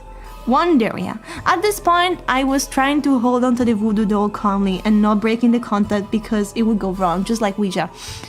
Also trying hard not to have an empty mind. Why am I trying so hard to focus here? Because Wonderia is the name of an abandoned amusement park that I come. Oh, was it the first challenge? Was it the little girl from the first challenge? Ah, the soldier board. Oh, Spirit, will I get a girlfriend? Nalamau. Luigi board sounds about right. It's the one that always ends up in crazy stories anyway. After many things happen, I can't tell all of it because it's gonna feel like a novel book. Here's my second story. Once, I got told by my old folks, do not tempt the dead. Ghosts, bad things will follow. Because we all have energy, good and bad, and releasing them at the same time. What? Of course, I got confused. Then he continued to explain to me, good energy generated from you being happy, but bad energy generates from you being sad, angry, and scared. I got to understand what he meant. I mean, I feel like that's pretty normal. Kakatanat Putso stories. Then, after a few days, I was alone at home. My parents went out. It's okay. It's fine because it's not the first time I'm alone at home. So this time, it hit midnight. I was playing a horror game called Fatal Frame 3 on PS2. It's a Japan setting and all. Then I was curious about the horror stuff from Japan, like other games, or the folklore. Okay, so you got curious and started reading folklore creepypasta from Japan and the internet. After some time, you got chills from your legs, and your hand up to my neck. Everything was uneasy. I started to look around, gazing at the corner of my eye. I felt uncomfortable, and then I heard knocking on my window. That's not a window. Tick, tick, tick. Of course I'm scared. The chills got even worse. Now I'm hearing different knocking. From my bathroom door. Back. Sound heavy. So I make sure I lock my home door, and then I lock my room door. I got sweaty, closed the browser, closed my horror game. I watched YouTube, and it's me and me alone now, deep thoughts alone. Then, from the corner of my room, I saw like a shadow move so fast, it's nowhere to be seen. Then I remember my old folks saying, there is more about energy the more you are scared. If you play a horror game, probably they are behind you watching you play too. So probably you will read this. If you ever got never-ending chills behind you or besides the corner of your eyes, they also read it together with you. This is a bit difficult to read because of the spelling, but I'm assuming whoever wrote this doesn't speak English as a first language. But I will give you a plus for trying to try to write this much when you don't know English very well. I think you should have used ChatGPT though. To fix your spelling. Or maybe that's what you did and that's what fucked it up. It could be. Because it was a bit all over the place, but I think I get it. I feel like the spookiness got lost a bit because of that. Okay, this one is only one. ChatGPT. Just if you don't, just use ChatGPT, but probably that would make it work. I'm not sure. But I appreciate the effort. Oopsie, what did I do? I appreciate the effort. I hate downloading everything back when I format my PC. Stop, I'm not insulting them! I still read their stories, okay? I'm respectful. ChatGPT is the real horror. Not sure if this counts as a horror story, but I would like to share the story regarding how I was about to die! That's a horror story! For real. It was November 3rd. 3rd? You mean 3rd? It was November 3rd. I'm fixing your grammar. RD, 3rd. 3rd. Not third like the poop, but 3rd. Nexus! 3rd! Not 3rd. Thank you. Please learn when to make a new paragraph. Thank you, Sean. 3rd. 3rd. Isn't it 3rd? 3rd. Okay, of 2023, my first day at Luca Comics to meet up with some long-distance friends and find some epic cosplays. For those who are not Italian, Luca Comics is a comic book and pop culture convention, like the San Diego Comic-Con. I don't know what the San Diego Comic-Con is.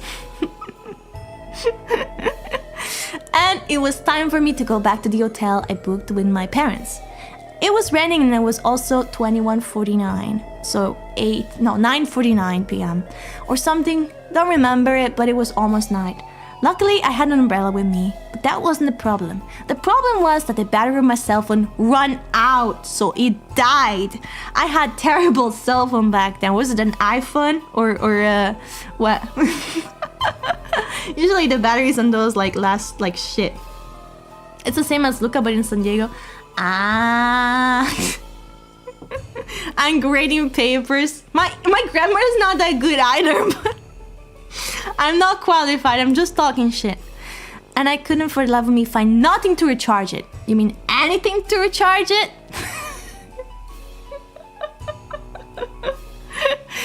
Not a socket, not a recharger compatible with my phone. Nothing. So I remained inside the bar. I found open, wondering on what to do for minutes, and then decided that there was only one thing to do. Asking for a ride to someone. No, never ask for a ride to strangers. No, in a place that, I don't know if you live, nearby, but you booked an hotel, so probably not. Why would you ask a ride from strangers? No, that's not a good idea. That's not a good idea. At a convention? No, you're, gonna get kidnapped. I'm surprised you're still alive to tell the story. Nexus! No! Okay. So I went on expecting to be under the rain for 1 hour or less, waiting for someone looking trustable enough.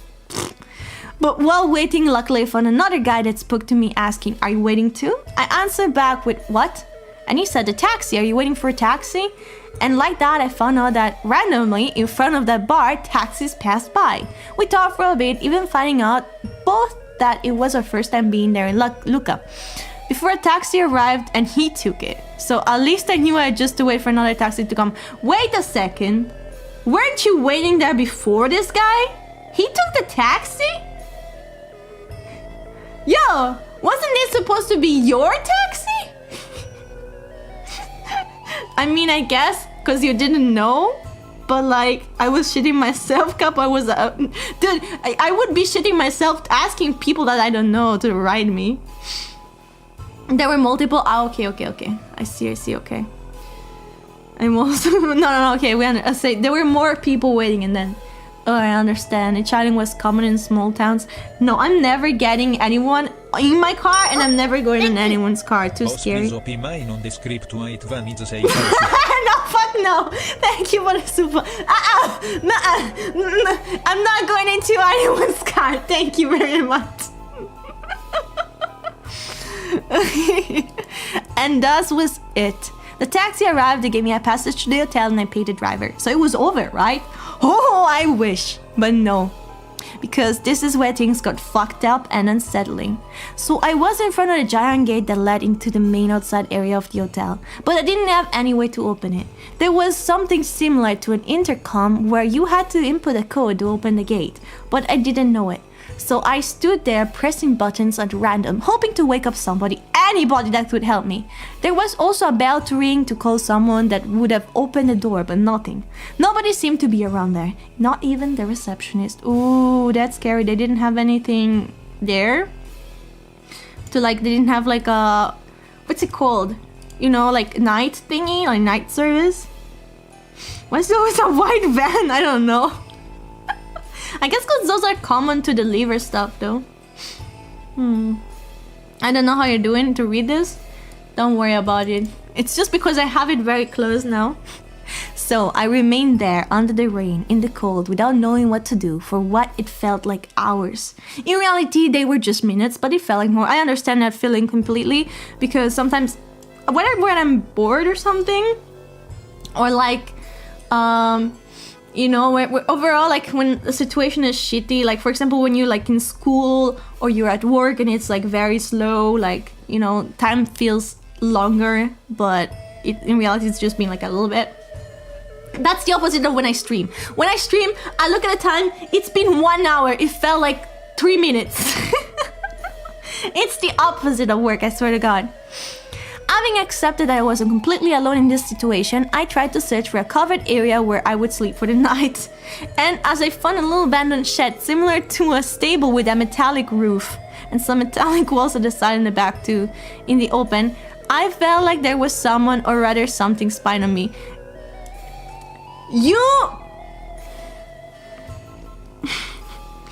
So you have an hotel room and somehow you cannot get into such hotel room. You decide to sleep in a homeless person tent. and you don't expect that to be dangerous? My guy, that was clearly probably a homeless person.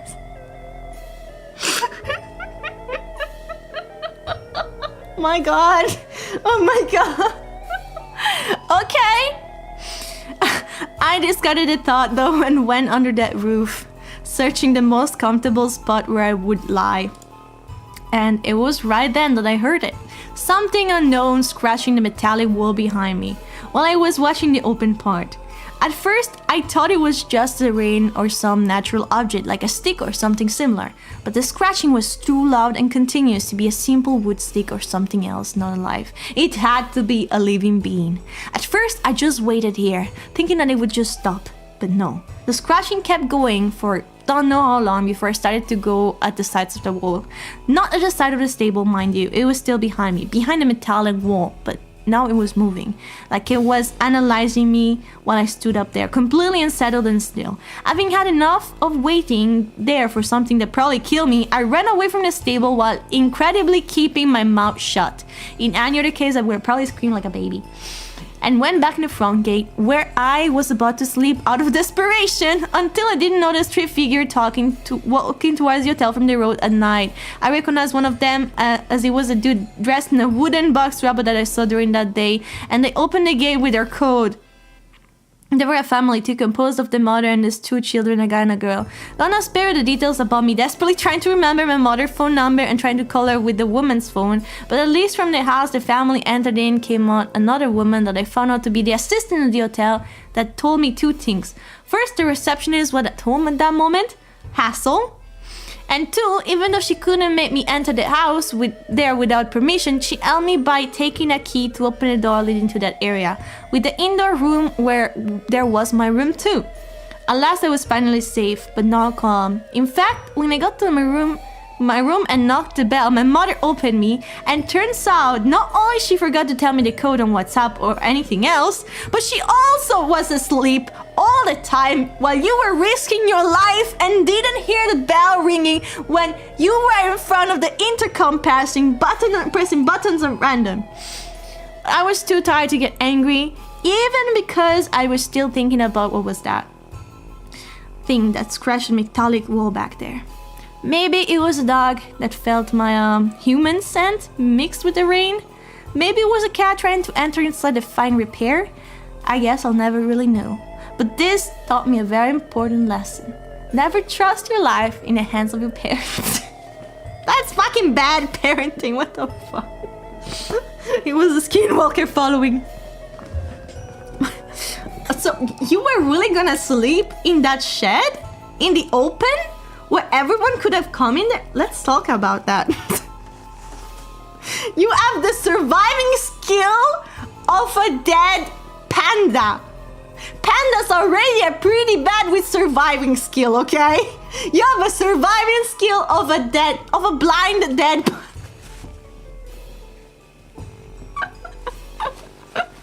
Jesus, a koala even. You were panicking. You don't sleep when you panic. At least stay awake. You could have wait. Oh my god, what a mess. Born without survival instincts. Blind and dead, that's rough. Wait for who? I don't know, a miracle? Not die sleeping because someone mugged you and stabbed you while you were sleeping. Or worse, did something to you. That reaction is exactly the opposite of the one in my stomach. Yeah, it's literally like just stay there and die. Accept your fucking fate. Hello, my chan. Your story is the best one. No, it was not a long time ago. It was 2023. How old are you, Nexus? How old are you? Okay, we're just roasting you. It's okay. You're 20? Or under 20? Okay, just a teenage mistake. Understandable. Just understandable, a teenage mistake. Oh, you are 20. Ah, you were 19. Okay. We're not judging. If you are like in your mid-20s, that's a bit worse.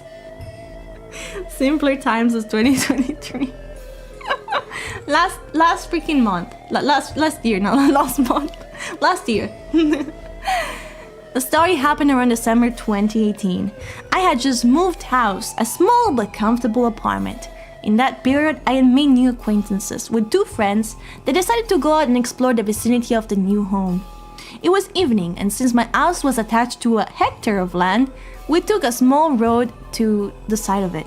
We continued with the light of our cell phones as the only source of light. We couldn't see much, but we continued undaunted among the mud and the remnants of the snow from the weeks before. It had snowed in November and December. Normal. At a certain point, we glimpsed a small bridge that connected to the hectare end of land with a piece of woods with steep streets that lead to a stop, the Italian MD. So we approached a small bridge that connected the two ends of the land from the small ditch. No, bitch! Sorry! So the small ditch!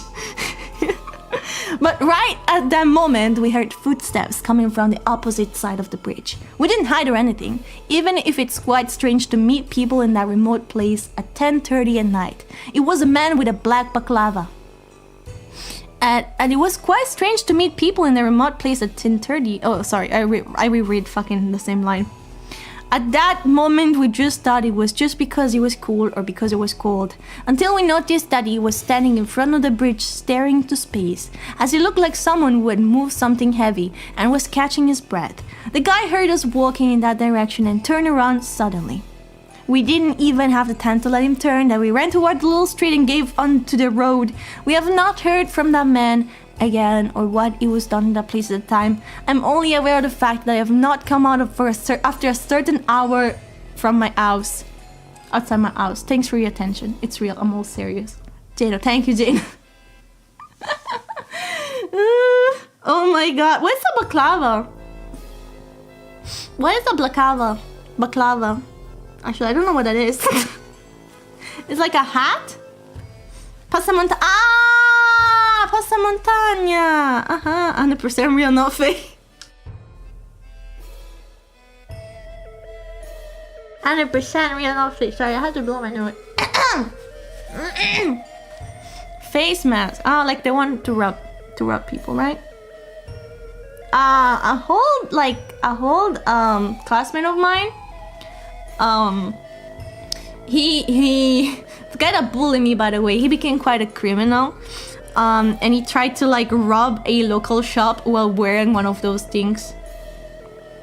But I mean, yeah, people that wear that sometimes are sketchy. I know it's like convenient, but most of the time it's really just sketchy, isn't it?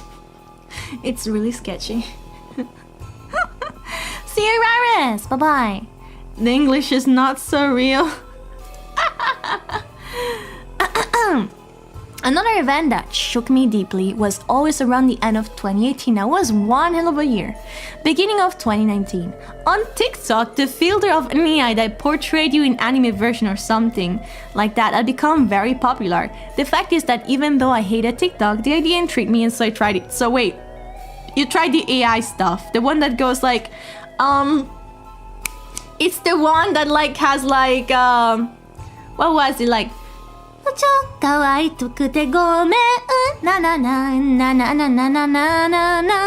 That one, right? Everyone used that. That was the one, the AI one. That is hella cursed. Not really. It was definitely one of those. If I had never done it, I started to do 2 or 3 tests with my face and the usual anime character came out. Until in one of them, the portrait there was only me. A little girl with a white face and black eyes as if it were the ring or what appears behind me. My blood runs cold. It couldn't be a mistake in the background because I was against the white wall. Now it can happen because the AI is hella fucking crazy.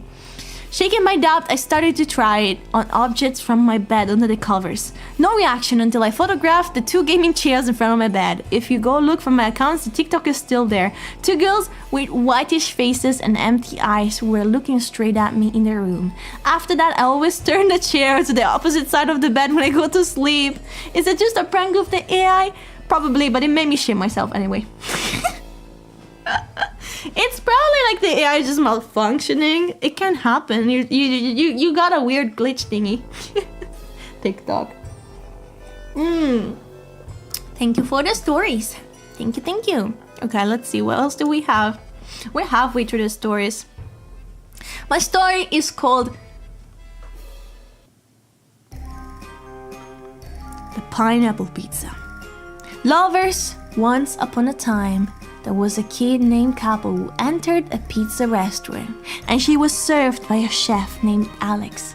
Everything was normal until Capo took a bite and turned into a pineapple pizza, and she slowly turned into a pineapple apple creature. But the chef captured her and turned her into a pineapple pizza. The end. Wait, I became a pineapple pizza? Wait. I became a pineapple pizza? And then I became an apple pineapple pizza, and then he turned me again into a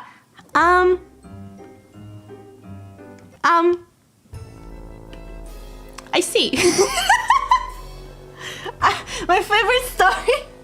It's not yours. Who was theirs again? Someone said that. I love pineapple. Shut up. I'll fiend this to someone. It's yours. I don't get it, but. Real scary.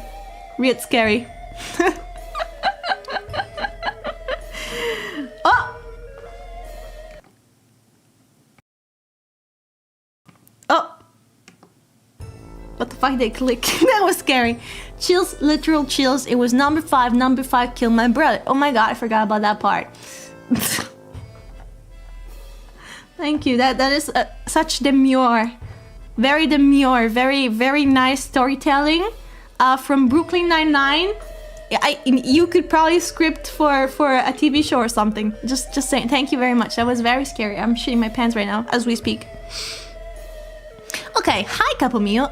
It's your biggest fan here. Hi. My spooky story is really scary, so go sit in the toilet because you're gonna crap yourself. Don't worry, I'm a mafia boss. I don't shit, so it's fine. There once was a little boy named Taka. Taka was... Oh, no, Taka, sorry. Not Taka. You did not put freaking punctuation? How am I supposed to read this? Taka. Taka.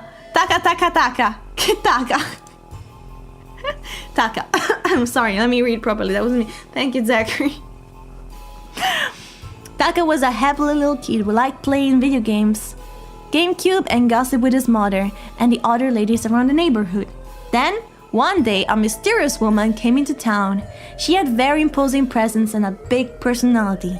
Taka went to her house one day to say hi when he saw that he was holding a knife and cutting up someone's body. Then the world got nuked and Taka saw a boat descending from heaven in the end. Sorry, my mama came into the room and I have to go clean my gutter. Will you put your cute?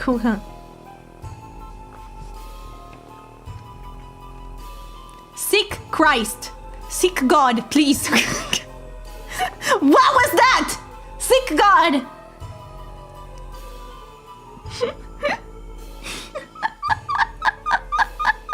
What the fuck? Taka saw a boat being taka-taka. Taka-taka. What was that? Are those submission real? Let's see. James Scott, a father, went to say goodnight to his 7-year-old son. Very well, knowing that if he didn't, his son would have trouble sleeping. Sorry, I can't read.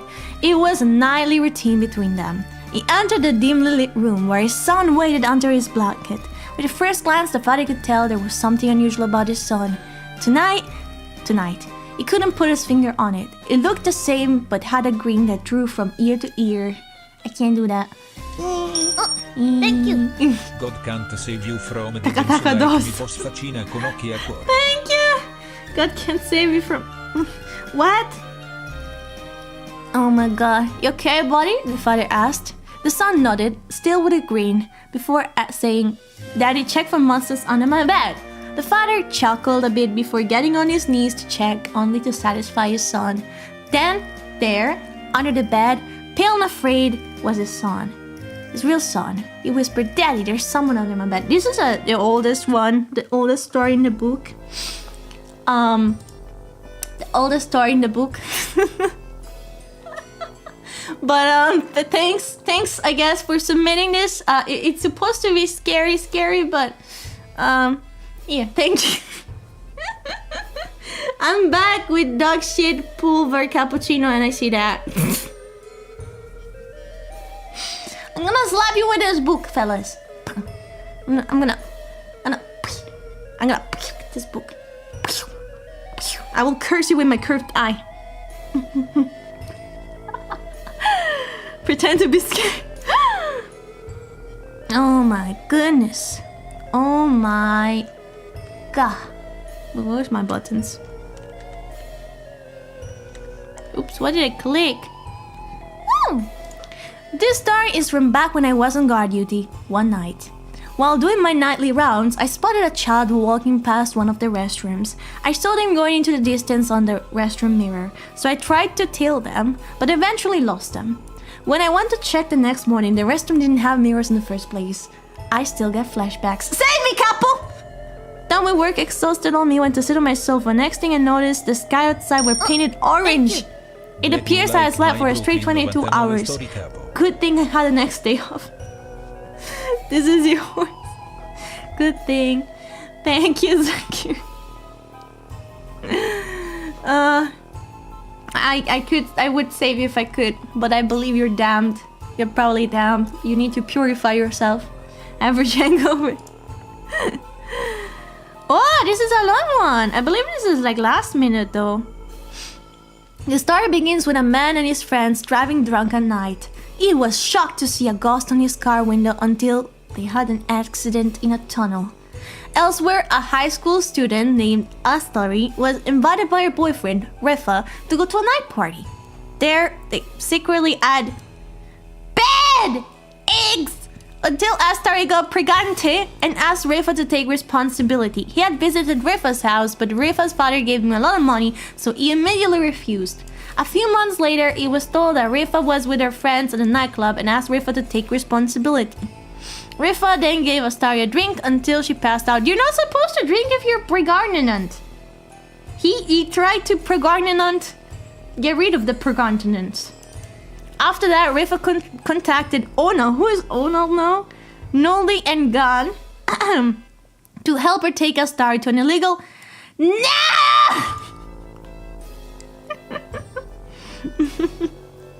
When she arrived there, Astari came to and fought the four of them because they planned to abort Pergonance. So she managed to escape. Refa, who was out of control, chased Astari and strangled her until she died.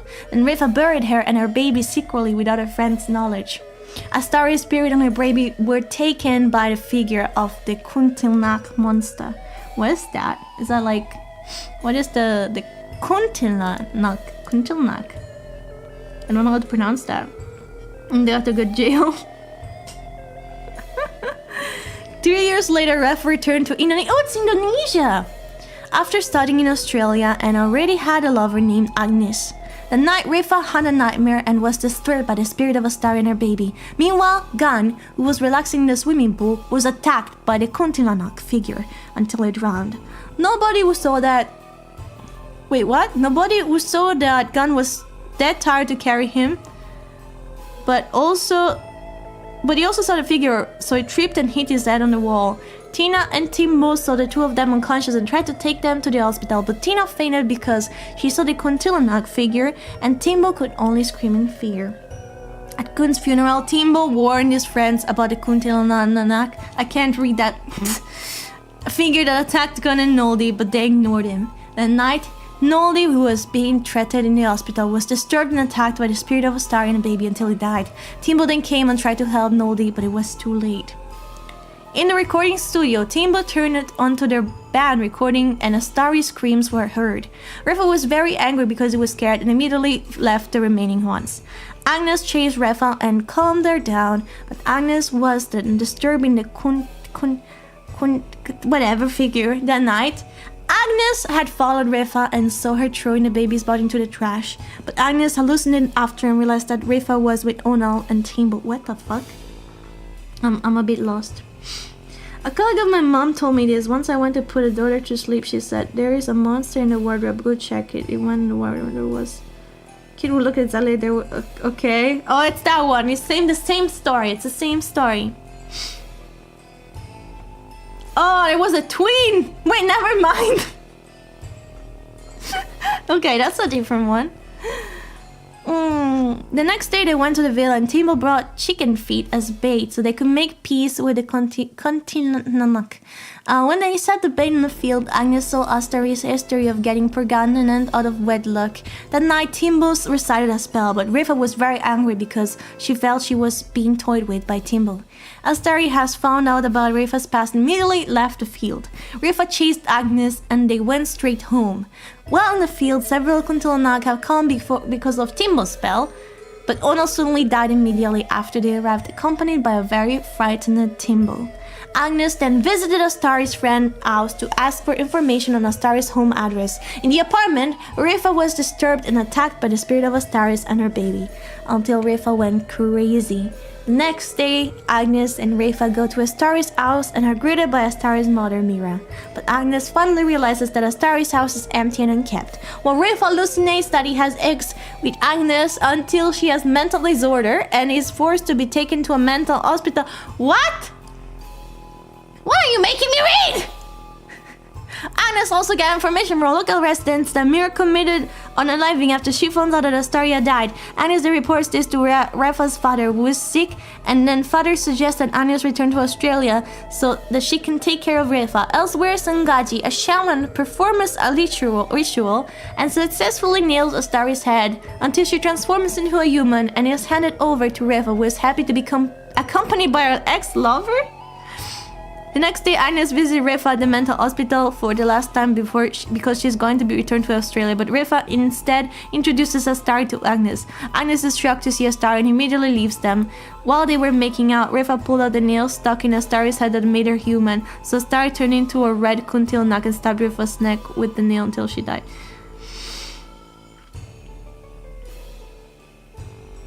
I have questions. Oh God, I am very confused. I don't know if these stories are gonna be legit that you guys have I've been submitting, because these are after the submission period. I don't know if we should keep reading these. Bored here, and here's my story. Back in middle school days, this was over 10 years ago, I was preoccupied using one of the latrines in my school. I began to notice the room's light dimming, then one by one, totally shutting down. The latrine, still rife with odor of ammonia, began to get cold. Thank you so much for the raid! Oh, for the raid? Sorry, for the... Thank you so much for the tier 1 sub! Thank you, not for the raid. Thank you! Money began to get cold, 10 degrees colder on a hot summer day. Yet still my young self could care less. Until I turned around and saw a kid who shared my age at the time, all dressed in white with a vacant look about his mien. What is this? Exiting the latrine, I turned around to see if the kid was still there, but to my confusion, it was no longer there. No sound was heard or any indication of a person being there with me at the time. Krishna, is folklore story from Indonesia if it involved kuntilanak? Ah, but what? Okay, damn, that sounded crazy though.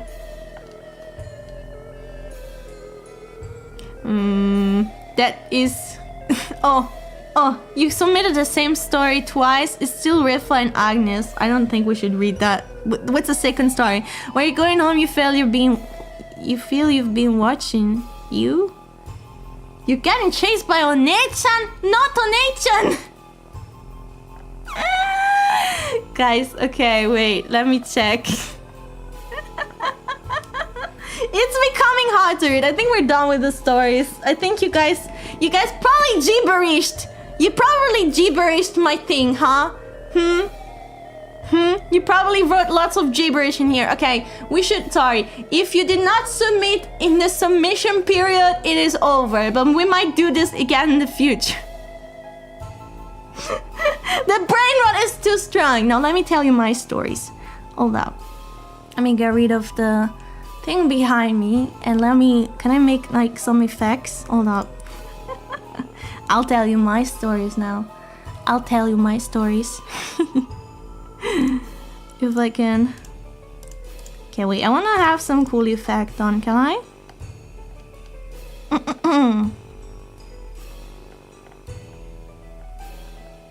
Hold up, I'm looking for...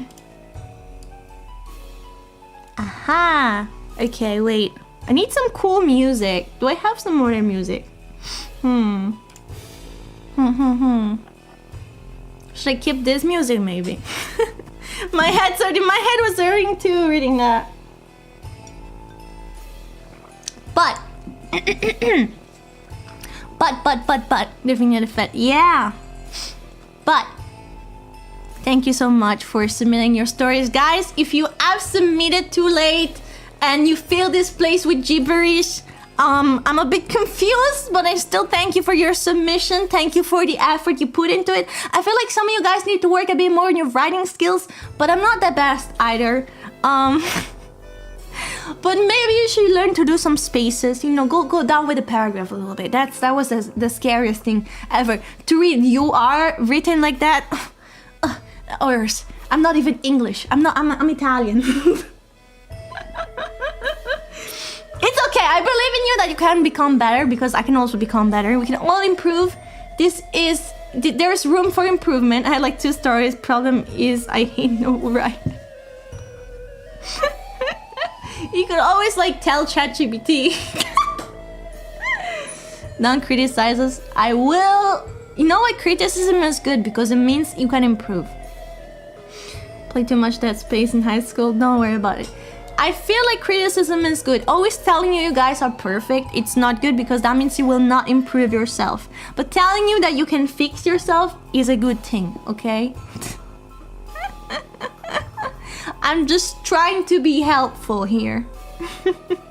Okay, anyways.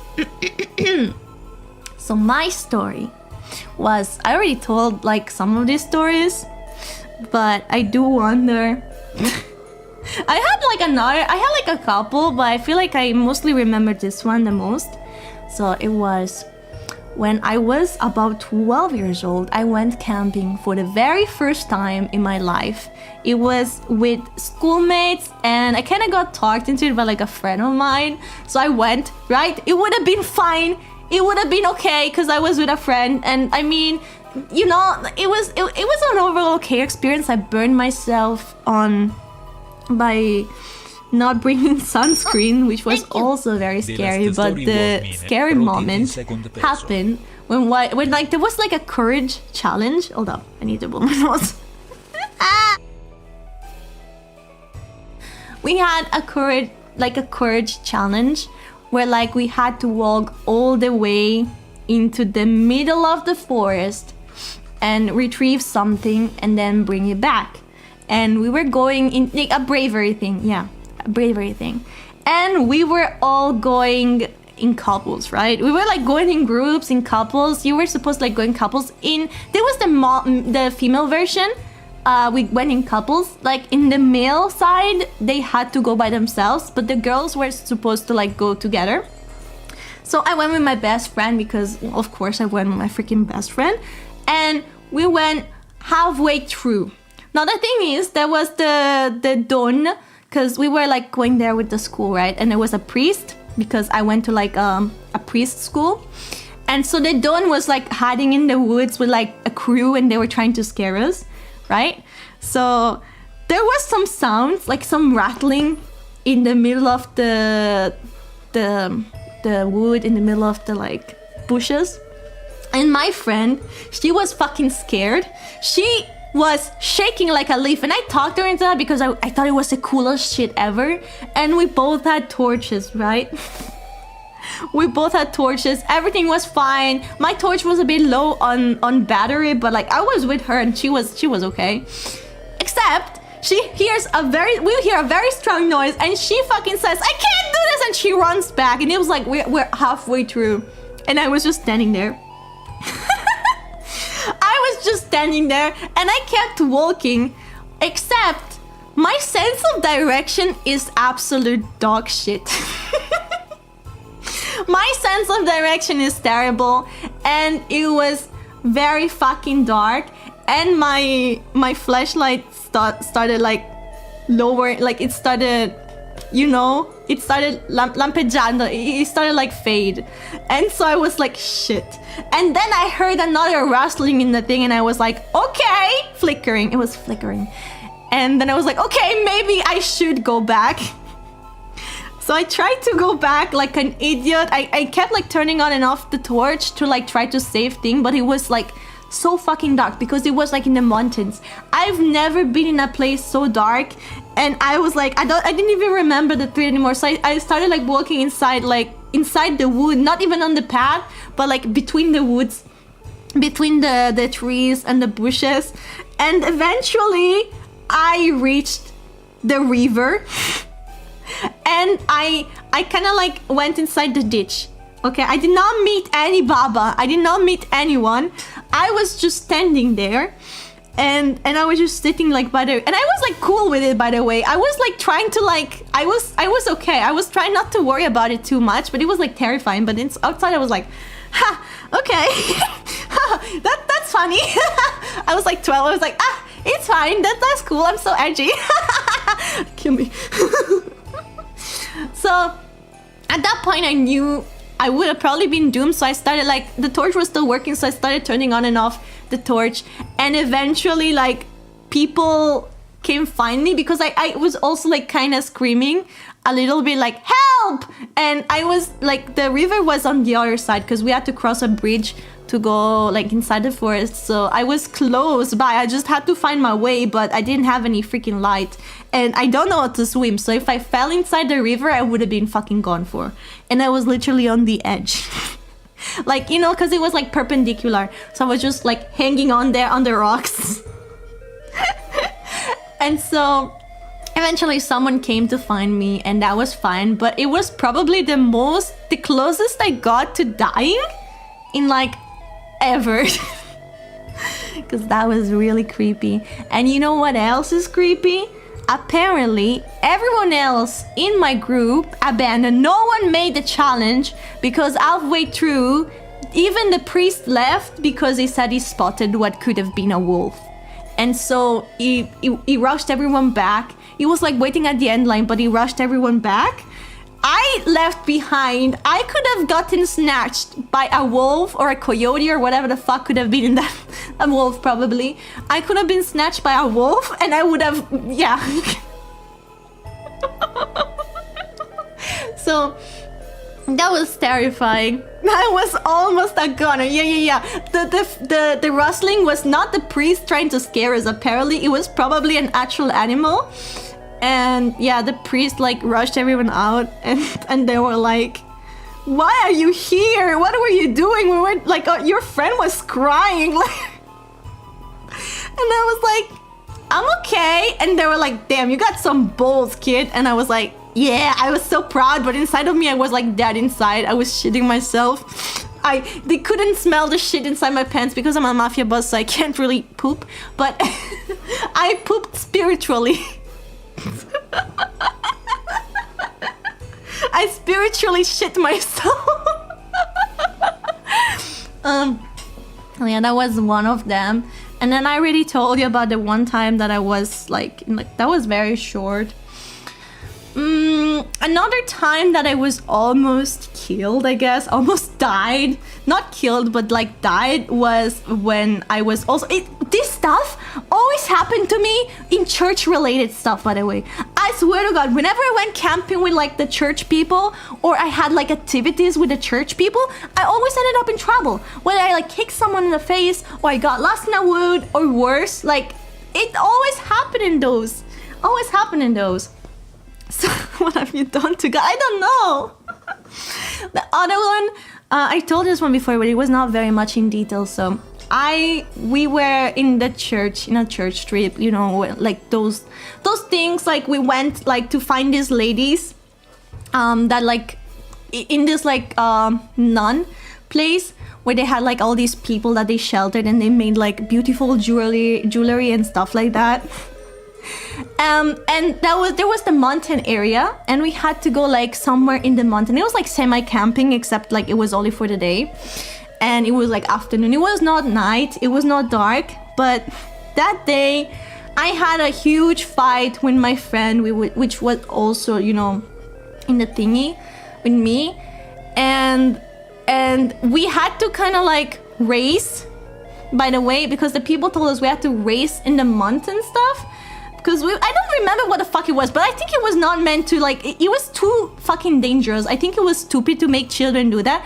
But yeah, we were like in the woods, and we were supposed to go from one side to the other and be faster, I think. Or I don't actually remember if it was like a challenge between ourselves, or if it was like what the people told us. But we had to get to one place to the other. Whether the challenge was between us or the people, I'm not sure. But I wanted to be faster than everyone, and so I rushed off alone. I rushed off alone. We were supposed to be in group, but I rushed off alone, and I was so fucking upset that I slipped. I slipped on leaves because it was like fall, and they were wet because it rained the day before, I guess. And I just slipped down, and there was a what was it? You know, like there was like a thing. It was like a big stair, but natural, and it was like very freaking deep. So it's like I fell, and I literally hurt my spine, and I could feel my spine being hurt.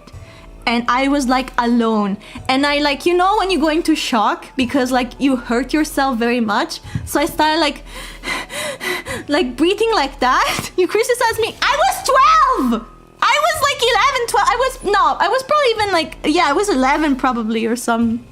For the other one, I was actually 13 or 14. This one I was 11, 12. Anyway, I went into like panic mode because I was also hurting, and I couldn't breathe very well because I hurt my spine. You know, when you get heavier, I used to like jump up and down trees until at some point, like my weight started, like I started feeling my weight, you know. Because the bigger you are, the like more it hurts to fall, and yeah. So I literally hurt myself. My legs were hurting a lot. I spranged my, you know, my, what's it called? My knee. Yeah, I sprained my knee. I'm forgetting English. I sprained my knee. I'm basically there. I'm crawling on the ground, you know? And like hyperventilating and everything. I'm fucking dying basically. And then I hear them. I hear the girls. I heard the other girls. And so because I'm a proud piece of shit, besides the fact that I was in pain, besides the fact that I was panicking, besides the fact that I didn't have voice because I couldn't speak, I couldn't scream, I couldn't cry, I got up and I started walking to the end of the forest. And I acted like everything was okay. The girl asked me because they saw me limp and I was like, I'm good, no, everything is okay, I made it, I'm fine. I walked it off. When I went home, I cried like a fucking... I cried like crazy. And I told my mom and she put ice. My knee was swollen. But like I didn't break it for whatever miracle. It was hurting so much. The next day I couldn't even go to school. It was like crazy. That was truly a scary experience though. My pride literally like carried me out of the wood. Because imagine... if I didn't have the pride and if I was on a different path and the girls wouldn't have come nearby me, I could have probably stayed there in the wood, just laying there for a long time. God knows what could have happened.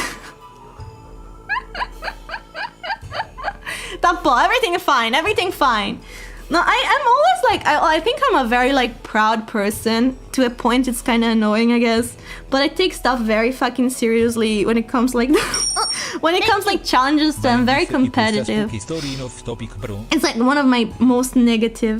Mind if I post a spooky story and off topic? Yeah, sure, you can do that.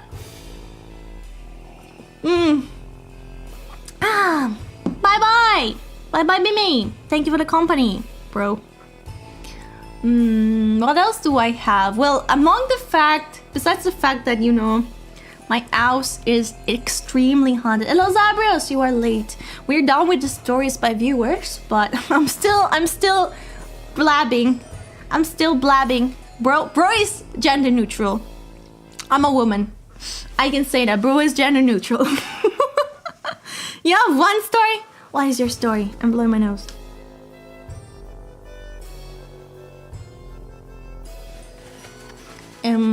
Now it's yapping Capo time. I'm telling you all the stories I have told you before. All of my stories. I have a lot more like scary stories actually. I told this one before, but when I was small, like very, very small, I have a basement, right? it's not a basement, I have a cellar. I wake up in the passenger seat, we crash, I wake up, I realized it was a nightmare because Capo was driving. Shut the fuck up! Anyway, I have a cellar with wine, and my grandpa used to make wine, you know. That's not relevant! Relevant not, but still, we have like a lot of stuff. Yeah, Cozy, if I can share my opinion.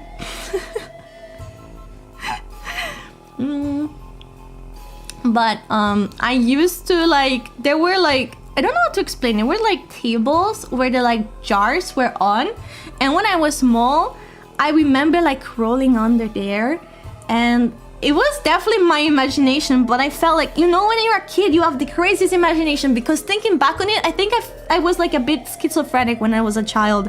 It was so crazy. It was so crazy, because I imagine getting under those tables. I got out of those tables, and it was, by the way, they're very, very tight, okay? But as a child, I could fit. Anyway, getting out of those tables, I imagined that I could like get into a world, a different world. It was like green, it was like a valley, and I could just walk around and everything. But it was all in my head.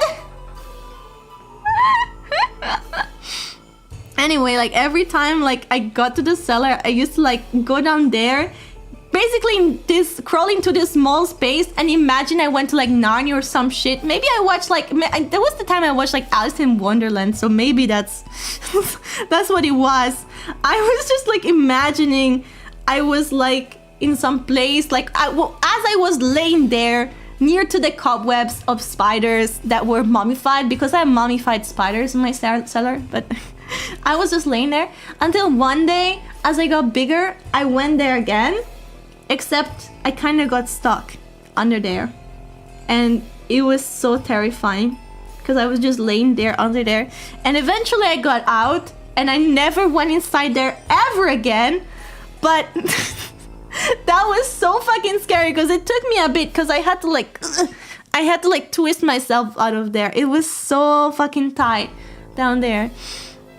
And I never told this to my grandpas, I never told this to my mother, I never told this to anyone, except I did tell them that sometimes I would go into like my own little world, and they were a bit worried about that. My mom said that Alice in Wonderland made me crazy or some shit.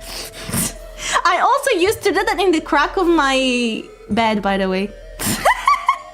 I used to stuck myself in the crack of my bed and just pretty much daydream. Oh, what's happening? The audio got corrupted. Okay, hold up. I can fix this. I think I fixed this. Oh, I think this happens when I stream for like a while. Because OBS has this issue that I'm trying to fix. It's Halloween time. You starting to think I'm from a family of witches? Actually, my mom says that. My mom says that in our family we had witches as our like family members. She keeps telling me my grandma was a witch, and she has told me that like basically on my grandma's side there were like sisters that were like witches, and people would call them witches because they would walk barefoot. Always walk barefoot. It was always wild women in our family. Makes sense actually. Our family, like my Italian side on my grandma's side, has a history of like wild women. They would literally just walk barefoot. They would like, I don't know, they would be like doing like all this like very manly shit. They were like just very strong women, but because of the fact that they were strong women, people would call them witches. And also they were like, they would retain their youthfulness, and I can see it because my mom looks very, very young. And my grandma also looked very, very young. And I feel like I also look pretty young, like younger than my age. Maybe that's coping though. But we have very good genes in our family. So my mom always told me that we were witches. Am I a witch in disguise as a mafia boss? Who knows? To be fair, they called women caught dancing witches. Yeah, they used to do that to a lot of like women. Especially independent women. You are reading, you're a fucking witch. A woman can't read. Witch, I'm a witch. Maybe I am a witch. You do have some witch vibes, you think?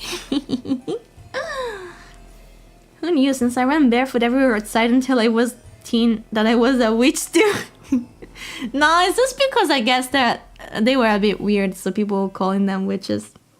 And they always had remedies and solution for your problems, stuff like that. Calling a woman a witch because she's strong, no, that's misogyny. That, my guy, that was back in the days. That was back in the 19... Like, how old is my grandpa?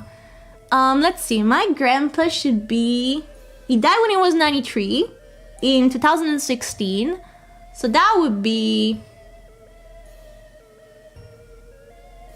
101, 102, 101, 102.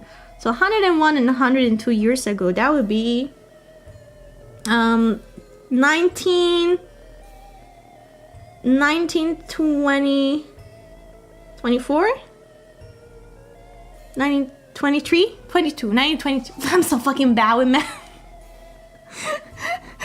Whatever, one of those. Back in those times, it was quite normal to still have this, especially like in old like villages, like the small villages. 900, of course it was 900. You think it was the 90s? No. 1920s. Yeah, it was basically like a bit, you know, closer to the 18s than anything. So I guess it was quite normal to have that type of point of view, especially like because in villages, they always stay a bit behind. Like my village, they're always very like, they're still very ignorant. I have a lot of people that are very ignorant in my village. So I believe it's like quite normal right after World War I. Yeah. Even in 90s, that could have been happened. Yeah, probably, but still. They sound so similar. Sounds right. Europe also wasn't the most stable at that time with World War One not long before. Yeah. And country was still called Siam. It's a long time ago. We aren't that old, fellas. Can you imagine how much the world would change 100 years from now? Will we live to see such a change? Imagine like in 1,000 years from now. What can happen? What could happen? What progress would our society make? I mean, flying cars? Flying cars used to be something of the 2000, but it never happened. It didn't happen yet. I don't think it can even happen. That would be a hella pollution for the sky. At this rate now. No, we don't have that in 2000. We don't have flying cars. We have canceling people on Twitter. Almost as innovative, right?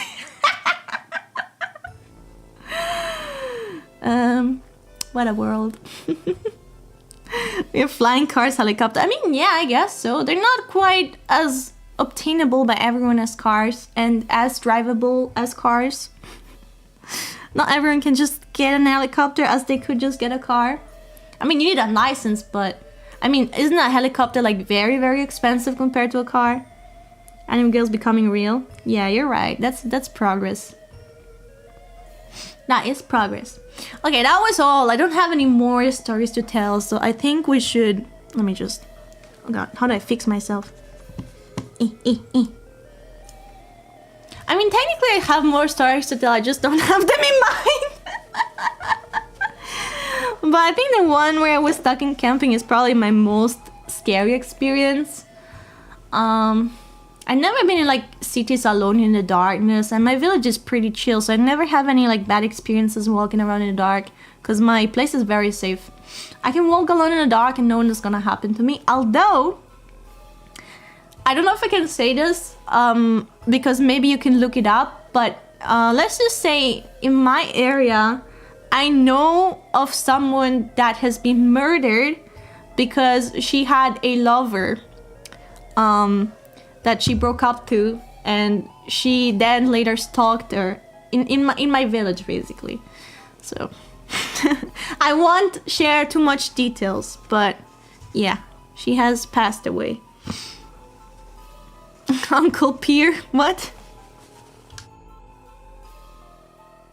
Oh my goodness, I got a freaking...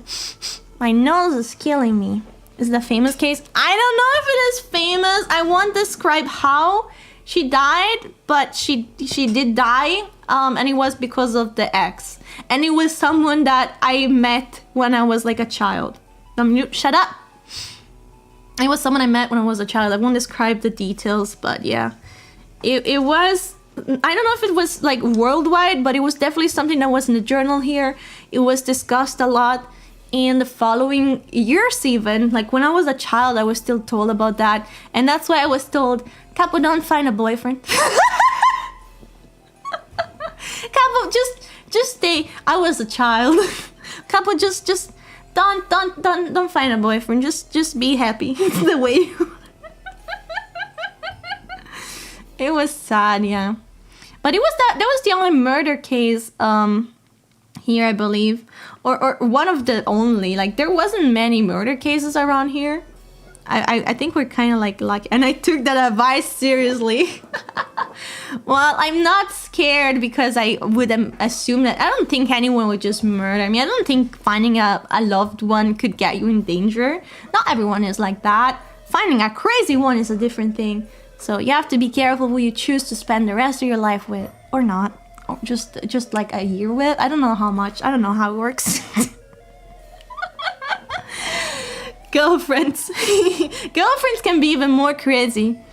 Girlfriends can stab you too. Girlfriend will poison you. It's more common for women to poison anyone than use brute force. Actually, I watch a lot of like crime related stuff, and most of the time you will like learn that women prefer to kill with poison. They prefer to kill with stuff that don't leave traces behind as much as other stuff. Although nowadays it's easier to find out if it's poison or anything else.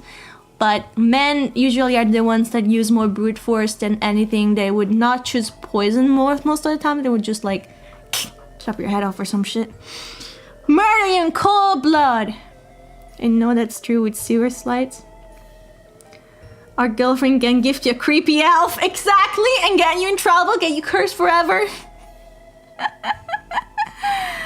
Don't find a girlfriend, find a boyfriend. Find a boyfriend, find a girlfriend. And that's why I've never been in a relationship. Too scared that I would get murdered if I do the wrong thing. I mean, I know some people can be really, really scary. Like, they can be really, really creepy.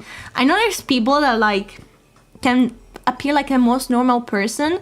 And then, like, they do the complete switch. And they end up, like, being, like, weirdos that do, like, all sort of, like, weird shit. Like, they control you and they're paranoid and all that stuff.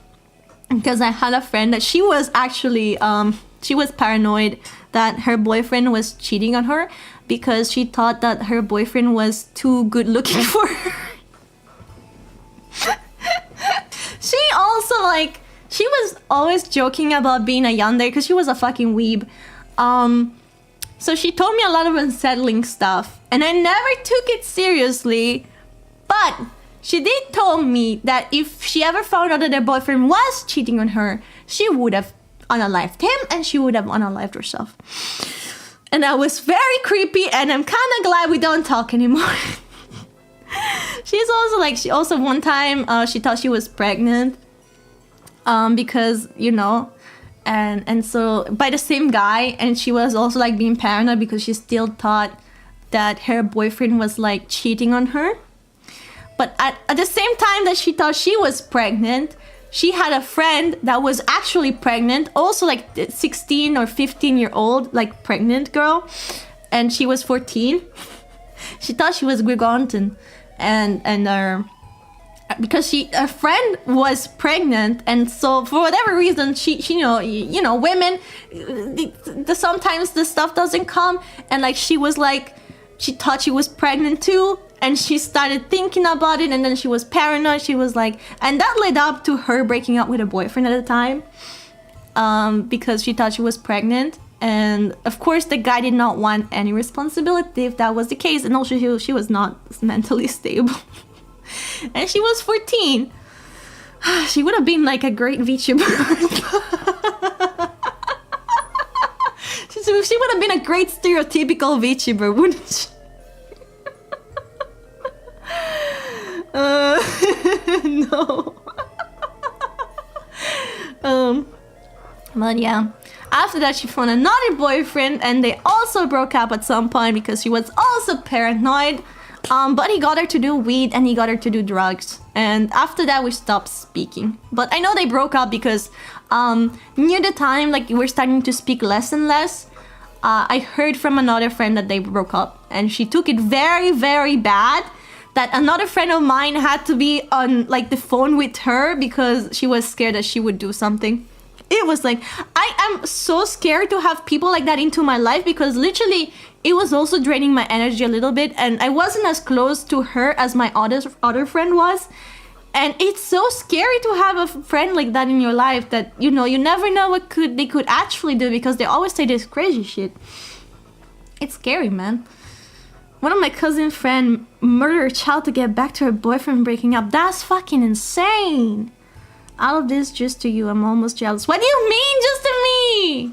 How are you jealous? I met some really fucked up people in my life, actually. And I don't want anymore. Nowadays, everyone is like, all the people I know, thankfully, don't have anything going on like that.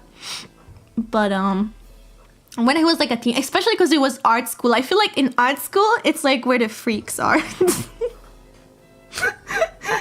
No wonder from art school, you know. Because it's always like the kids in art school are always doing like drugs and stuff like that. Ugh. That's usually like what goes on in there. Like, we had like several drug dogs stuff coming to our school. I also pet the German Shepherd once. I'm definitely living a sheltered life. No, because I wasn't a public. I've been to private schools and I've been to public schools. Actually, I've been to one private school and the rest was public. But in the public school, shit is real. Especially in like, because it's not a big city, mine. It's like, it wasn't a bigger city, but it was like still one of those shitty streets. Like it was like a shitty city and it was art school and the building looked demolished on the outside. On the inside it was okay, but outside it was like there was rust on the windows. And there was a gate that also had rust on it, and behind the school there was an area where people went to smoke weed, and you could always like, they called it like the smoking, like there was like a joke that they called that place because there were always like smoke coming from there because people were smoking. Bad Wolf, thank you so much for joining the soldiers. Thank you. But it was like shit was real there. And I went there sometimes because my friend smoked and I accompanied her, also the pink hair. And then I had another friend that also started smoking at some point. I was the only motherfucker that wasn't smoking there. And I never picked it up and I'm so proud of myself. Thank you so much for joining. Never studied in a private school, did some internet related work there with cables. I went to a private school for 2 years and that was only middle school. When it comes to high school, I only did public school. And the quality in a private school is so fucking high. A public school, it's pretty bad. It can be okay. I've been to an okay public school too, but the art school I went to was so bad that like sometimes I was legit worried. Also, it was like a long way to walk from, like, because I had to take the bus, and I had to walk for like more than 10 minutes. And sometimes like it would get very late because I would stay until 5 and I would have to walk all by myself to the bus. Sometimes I would go with someone else, but if it was like, if I had extra classes, I would have to like, yeah, by myself. And I went there for like less than a year because I quit. I quit, but the time I was there, it was kind of hell. Also, people would stalk you. There was this weird bulletin on Facebook. I think a lot of schools used to have this back in the day because I've heard of other schools having that. And I think my other schools that I went to had it too. I just didn't care for it anymore. This was this bulletin. And when people like thought someone was interesting, they would, I don't know what the fuck it was, but they would stalk that person and they would ask around about that person until they got introduced to that person. And it happened to me too, that one guy was stalking me around because he thought I was cute. And I was like, the moment someone told me that, I was terrified and eventually lost interest, I guess. But for the like longest time, it felt so weird because I was trying to tell who it was, but my friends would not tell me who it was. And it was so weird. And it was so common for people just to stalk each other. My friend also was stalking people because she wanted to become friends with them, or because she wanted, like, if a guy she thought was cute, you know, she wanted to talk with him. But, like, to me, it was not normal at all. Everyone was so chill about it, but I was like, no, it's not okay, man. I don't want to be stalked around the school. Sounds like high school. It was so fucking scary, though. Like, it's not a creepy type of... It's still creepy, though. Our school, yeah, there was... people always smoking in the bathrooms. Plot twist, it was your friend. No, it was a guy. It was a guy, and I believe I got like to see him after, but it was definitely described to me that he was like, he had pimples on his face, like a lot of pimples. Which, I mean, I don't judge, but still the fact that he was fucking stalking me around was already like a negative. I would have never wanted to talk with someone that stalked me. So yeah, no guy friends.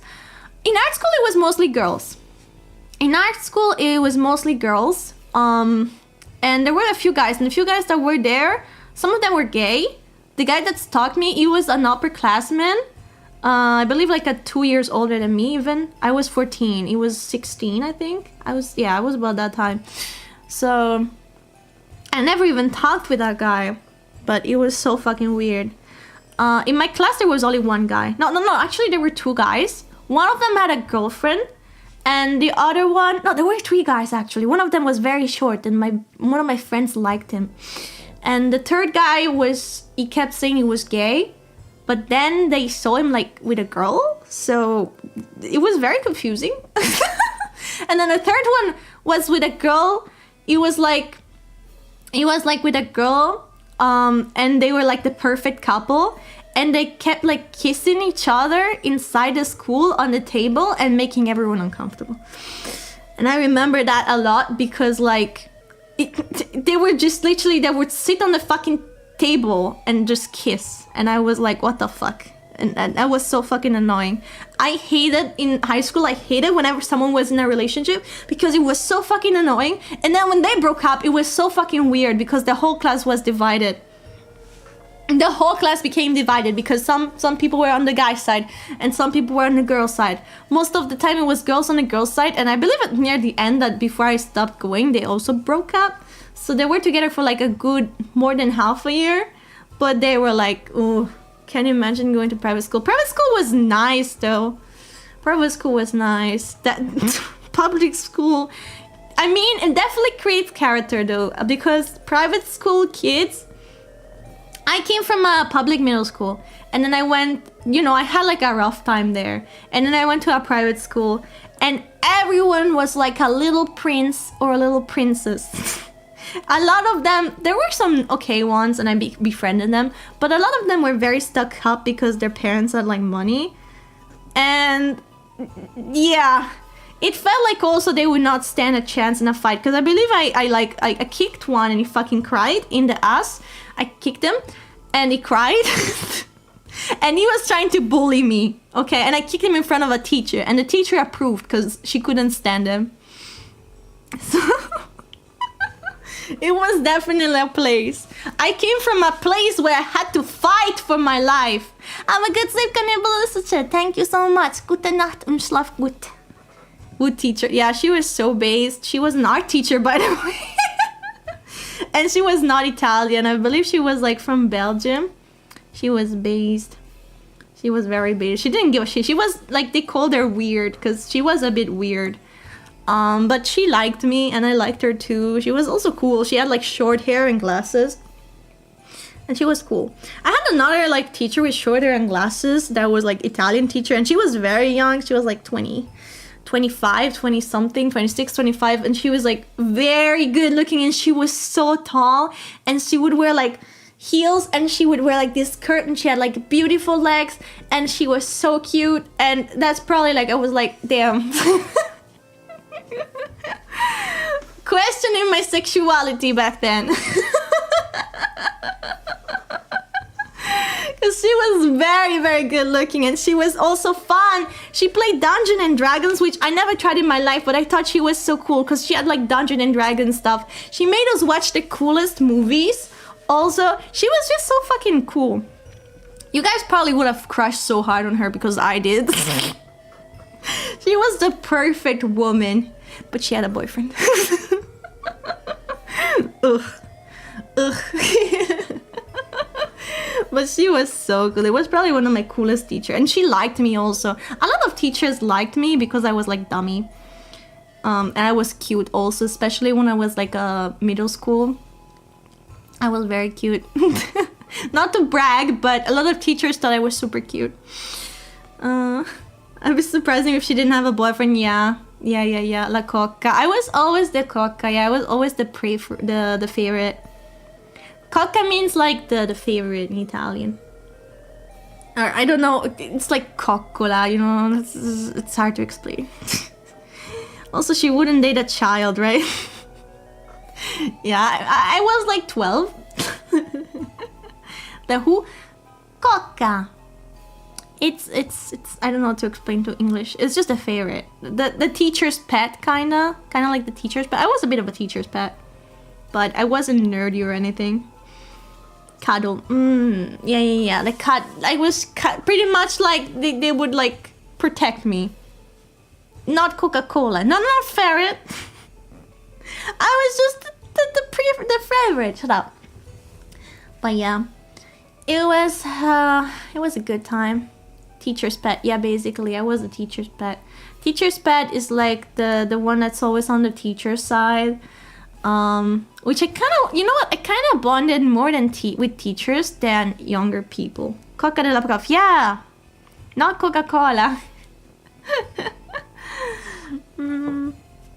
I always like to hang out with teachers more than students, and I also like to hang out more with like people's parents than the actual friends of mine. I also was welcomed from the professor because I was one of the few that you listened and you were doing fine. Damn. I'm proud of you. Although children are seen as cute, adorable by adults. Yeah, but there were a few that, I mean, as an adult, I am an adult now, and I can say that sometimes children are fucking ugly or fucking annoying, okay? And some of them are cute. Like, they're nice, okay? But like, yeah, I would imagine a teacher would also feel like, it's just that you don't know because you're a child. The teacher would not fucking say to your face, you are dumb and ugly. The teacher won't tell you that.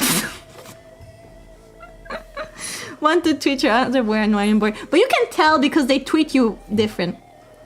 I was always treated fine, but except if I was annoying. There were a few people where I was annoying with, and so they would teach me, they would treat me a bit worse. But then they like somehow softened up to me. But you could definitely tell there were some people that the teachers were done with. And I mean, I could never imagine being a teacher. Can you imagine that? Oh my god, that would be hell for me. I would hate children forever. I would hate my job so much. But then I guess there is some people that are okay. Thank you, Blackfile. I feel like teachers need a lot of balls to do the job they do. Because some children can be very untreatable. Oh, hell yeah, they would. It's too bad neighborhood way. Buonasera. Hello. Made it a lot. Oh my god, I was okay too. You know, I was also 8, 7 most of the time. But I also got like, in English, I would get 9 or 10. Sometimes I would rarely get 9 because the teacher would not give out 9. She said we had to be perfect to get a 10. Only 9 I could get. And same with German. My German teacher, I did German 2 years. And one time I read perfectly in German for whatever reason. I just had to read. I did not even know what I was reading, but I just copied the German pronunciation. And somehow I was okay at it. And she gave me a 9.5 because she doesn't give out 10. 10, yeah. And our grades were from like 3 to 10. Sometimes it could be from 5 to 10. Most of the time from 3 to 10. Sometimes it could even be from 1 to 10.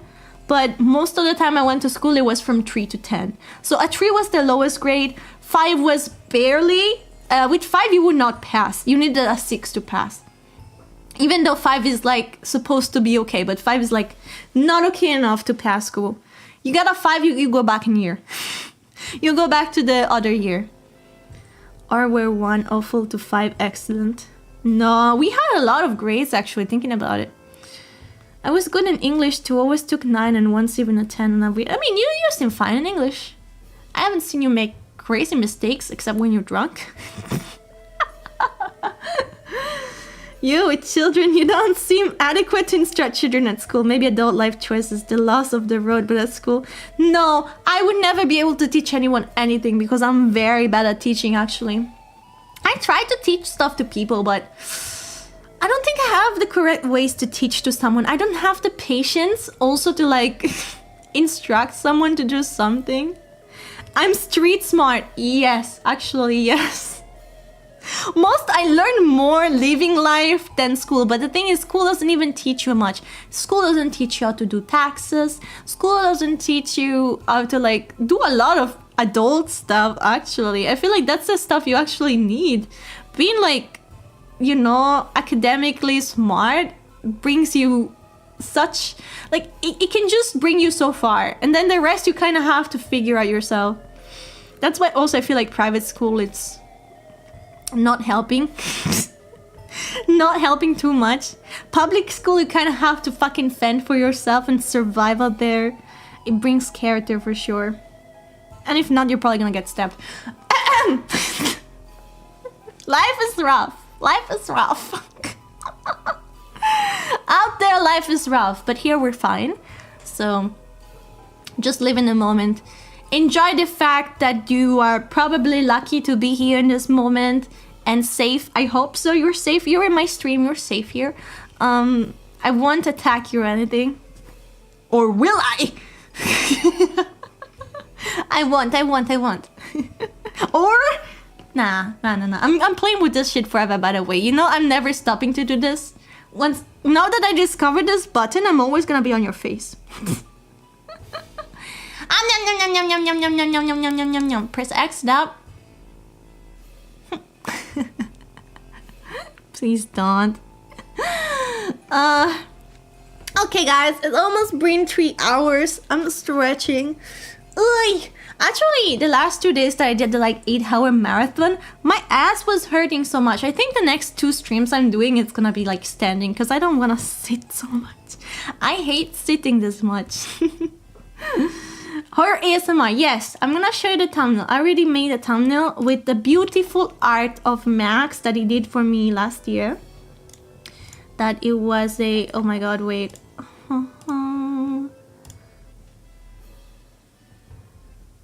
How do I, oh, can I just show you here? Ba, ba, bum. Well, you can go see it yourself, but... Whoa, why does it look like that? It actually looks cool like this. This is not how the thumbnail is, but I kind of... Damn. No, this is the effect I put on. It looks like this, but that one actually looked cool. Damn. This looks metal as fuck. Anyway, no, that's not how it looks like. It looks like this. It looks like this.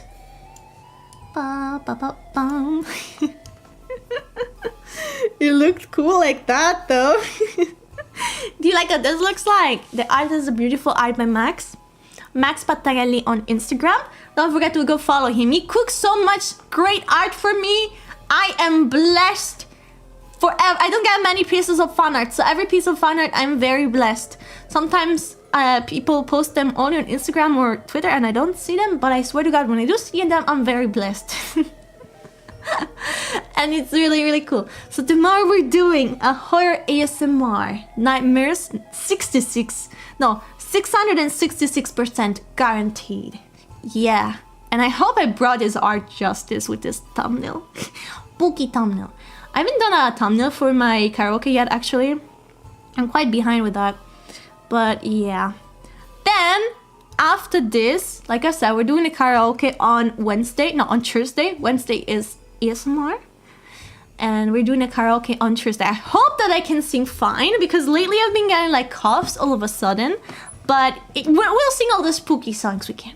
We're gonna have a good time, even though it's not the weekend. I would, but I'd be too... Hey! Bad! Are we getting abused? No! Well... Oh wait, I just realized something. I forgot to put an ending screen on my second. YouTube doesn't have an ending screen. Oh, should I just end like this when I end it? Scuffy. I will figure out to do it for next time, because the way I'm streaming is new. Karaoke and ASMR. Yes, but ASMR is not... You don't take this ASMR seriously, because it won't be serious at all. Wait, where's my butt? What? Sorry? Excuse me? It won't be serious at all. It's gonna be a very parodic ASMR where I will try to make you scared by doing all kind of unsettling noise. Are they ever serious? Yes! Sometimes I try to make people fall asleep for reals, and then I hit my head somewhere, or I hit something, and then it's very noisy, or I scratch the mic and you're like, ah, Capo, what the fuck? And I'm like, sorry, I'm so clumsy. Tomorrow will be like 2 hours of silence randomly interrupted by Capo screaming. I'm not gonna be overdoing the screaming. So don't worry about that. Stomach doesn't agree. Shut up. I'm not gonna overdo the screaming, but I will do some unsettling stuff. I'm preparing some sound effects just for tomorrow, because I have a lot of effects that like would fit the horror vibe very much. So yeah, do do, of course, prepare yourself to have loud noises on there. But besides that, you know, it shouldn't be too bad. Close up of Capo. I did a lot of close ups this stream. So yeah, I hope you guys enjoyed our little reading stories. Our little reading session. You started being a bit brain rotted. I had like 16 of these stories actually submitted to me before the stream, and then the other ones I think you guys went a bit trolley-bolly. Some of people wrote like pineapple pizza, that's my scary story. Then I got sent like a number to a wiki. When I was 8-12, I would burn toys and didn't play with anymore. What the fuck? Wow, there is a lot of like, you guys submitted a lot of like creepy stuff or brain rot and stuff. Yours was, no, Bimmer, yours was impressive actually, yes. ChatGPT was the one though, not you. Be honest, it was all ChatGPT. Which one was my favorite? Well, actually probably was Bimmer's, the Indian food story. It was so stupid. It was so stupid, but I guess my favorite besides that was Joy Taps. The one, you know, because it was very realistic and it was kind of scary. The one where he, like someone was trying to get into his house and then he later found out that people were murdered and the person was arrested. Like that was truly, truly, truly scary. Yours was good. Yeah, yours was good. Yours was also good. But I think that one takes the cake, and then Bimmer wins for comedy. Comedic presentation. Yeah, I would say maybe Arthur is a close second to scary factor. What else was very scary? Oh my god, Nexus' story was very fucking scary because of his shitty fucking survival skills. What the hell? My driving story was a masterpiece. Poop stories are peak comedy. It was very fun, but the end was trolling. Yeah, the ending was very, very troll. Your horrors, we got roasted. Oh, yeah. I also roasted some of you guys' grammar. Let's not forget. It's you. It's not you are. It's your. You're. It means you are with the apostrophe. You know, it's supposed to be your. Bad children. You need to learn. You posted a disclaimer to your story. Nice. I feel like some of you guys need to work on your writing skills, but not like that. No. You guys need to work on your writing skills. Like you need to, like, you know, put a space between paragraphs. Fix your grammar here and there. But I think you did fine. I think it was like up until like we got to the crazy ones, we had some pretty good stories. You're not being serious with your stories? Well, yeah, but it's also because I'm talking. I didn't write them down. I should have. I wanted to actually write my stories down, but then I had like a lot of stuff to do and I forgot. You're right. Shut up. Please tell us you learned to stay alive. Well, it clearly locked out, so I would say you learned to stay alive. Okay, guys. Thank you so much for your sweet company today. I will be going now because it's already been 3 hours as we speak. And yeah, I didn't expect this stream to be super long because we're reading like not too many stories. But it ended up being actually quite a lot. And I thank you for this fun little moment. It was quite comfy. And I can't believe it's actually been 3 hours. I was just yapping through most of it. I'm not very good at reading. But I think this was actually a good reading exercise for me. And I got to do some stupid voices here and there. I hope you enjoyed it. It was fun. We might do something like this again in the future. Maybe not horror story related. Maybe I will give you like a challenge. You have to write me a story. If you like that kind of stuff. I don't know.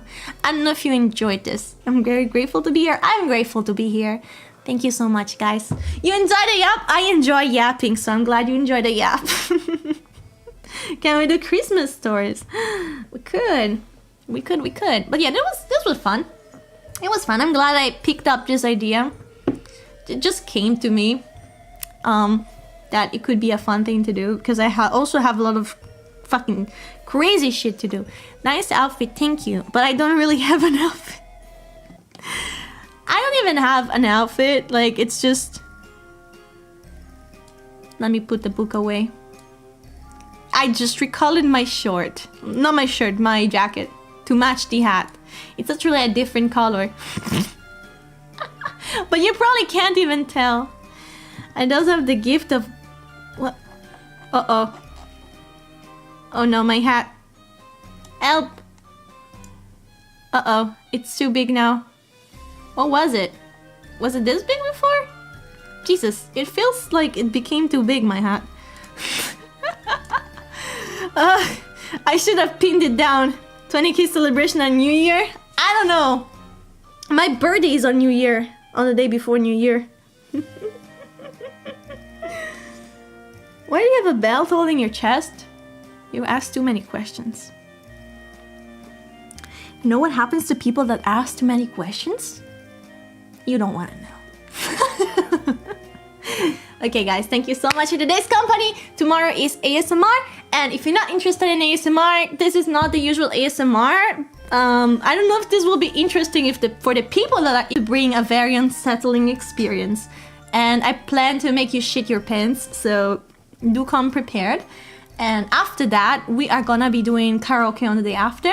And after this trip, am I lagging?